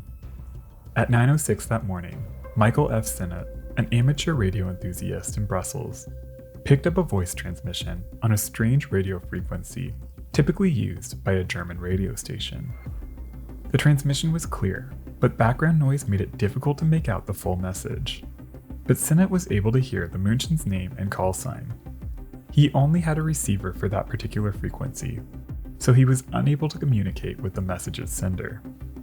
He relayed the message to officials, and later he told investigators that the voice he heard was calm and spoke in English with a heavy German accent. Later that afternoon, between 5 and 7:14 p.m., the U.S. naval station in Rota, Spain, picked up 10 weak Mayday calls sent using Morse code. These messages mentioned 28 persons on board and the München's call sign. They were likely recorded and played on a loop. As the day went on, the search continued. Wind speeds remained high, and visibility was limited to just 2 to 4 nautical miles. The next day, December 14th, the German Navy joined the search efforts, adding additional planes and vessels. Winds decreased slightly, but still presented a challenge. By now, all radio messages from the München had stopped, but signals were still heard from her emergency buoy. Finally, at 7 p.m., the British freighter King George found the first traces of the missing ship, a single, unused life raft. Soon the Hapag-Lloyd freighter Erlangen found 3 of the München's lighters. Over the following days, as wind speeds eased, the search grew. On December 15th, a British Nimrod aircraft spotted 2 of the ship's orange buoys, and a salvage tug called the Titan picked up another life raft. This one was covered in oil, with no signs that it had ever been used by any of the München's crew. On December 16th, a third unused life raft was found by the MS Badenstein. By December 17th, the weather had calmed considerably, making search efforts easier. Ships combed the area spaced 3 nautical miles apart, covering a massive expanse. Soon, a 4th life raft was found by the Sealand Consumer. 3 life vests were also sighted. And that afternoon, the Dusseldorf Express discovered the München's emergency radio buoy, smeared with oil. Over the next few days, the search continued to grow. But hope that anyone from the ill-fated cargo ship could be found alive was fading. Days passed without any additional discoveries, and on December 20th, the international search effort was called off. The German government and Hapag-Lloyd decided to continue leading search efforts for another 2 days, but this also proved unsuccessful. At sundown on December 22nd, the last efforts to find any of the München's surviving crew members were called off. Over 80 merchant and naval vessels from a number of countries and 13 aircraft from the United Kingdom, United States, Portugal, and Germany all took part in the massive search effort. The last critical trace of the München was found on February 16, 1979, when the car transporter Don Carlos discovered and salvaged her starboard side lifeboat. No other trace of the München has ever been found.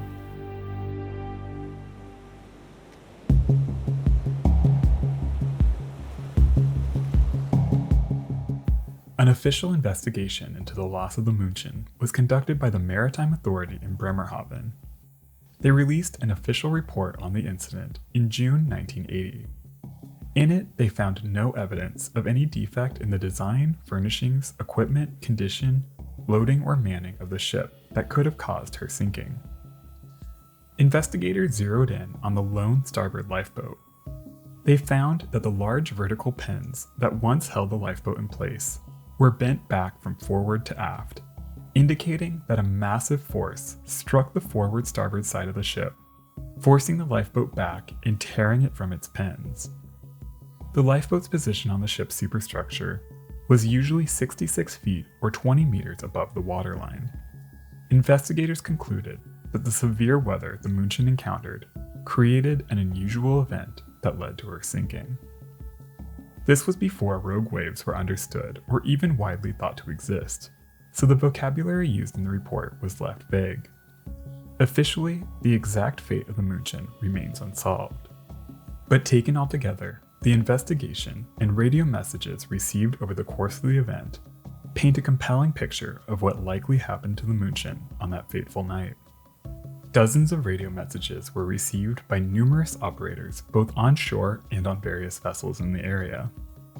Most of these messages were nearly unintelligible, but a handful of words and phrases were deciphered, including the ship's name and position, as well as the words forward, 50 degrees starboard, Arcticus, and collision. The words forward and collision probably refer to the event that caused the ship's distress. 50 degrees starboard could likely refer to a list, but it's been pointed out that these words could also refer to an overtaking angle or a localization. The word Arcticus has sparked a great deal of speculation. The investigation figured that this was a recording error, and the word was supposed to be antennas, which would make sense in describing the damage. But others have suggested that this could have referred to a Russian ship in the area named the Artemida, which was likely the closest ship to the München at the time of the message. Unfortunately, the position given in these transmissions proved to be at least 100 nautical miles off from the München's actual location at the time. This critical mistake slowed search efforts in those critical early hours. The transmission picked up by Michael F. Sennett on December 13th is by far the strangest. The frequency, typically used by a German radio station, was one that the München's emergency power would not have been strong enough to broadcast on. If this message was authentic, it would suggest that the München was briefly able to restore power, long enough to transmit. But why they would choose that frequency is a mystery. Hapag-Lloyd officials believed that the messages were authentic. While strange, they would support the widely held theory of what happened to the München. Taken altogether, with a modern understanding of rogue waves, it's now commonly believed that on the night of December 12th, while the München was fighting through the storm, she suddenly fell into a deep trough. Before she could recover, a massive wall of water, likely 100 feet or 30 meters high, smashed into the ship. The force of the water did major damage to her superstructure, ripping the lifeboat from its pinnings, caving in windows, and likely destroying critical equipment. The crippled ship, now powerless and unable to steer, was left to the mercy of the storm, where she was battered by waves until she eventually flooded and perhaps even capsized. Based on the length of time that emergency messages were transmitted, it's believed that the München remained floating for up to 33 hours. She likely drifted with a heavy list, making it almost impossible to move around, trapping her crew all over the doomed ship until she finally disappeared beneath the waves. It's a chilling end to a ship that was once thought to be practically unsinkable. As of the making of this video, the wreck of the München has never been found. But her story serves as a reminder of the incredible bravery shown by merchant mariners, including those who sail today. Though shipping is considerably safer thanks to lessons learned from tragedies like the München, sailors still sacrifice and endure the terrifying might of the seas, all to keep our world moving forward.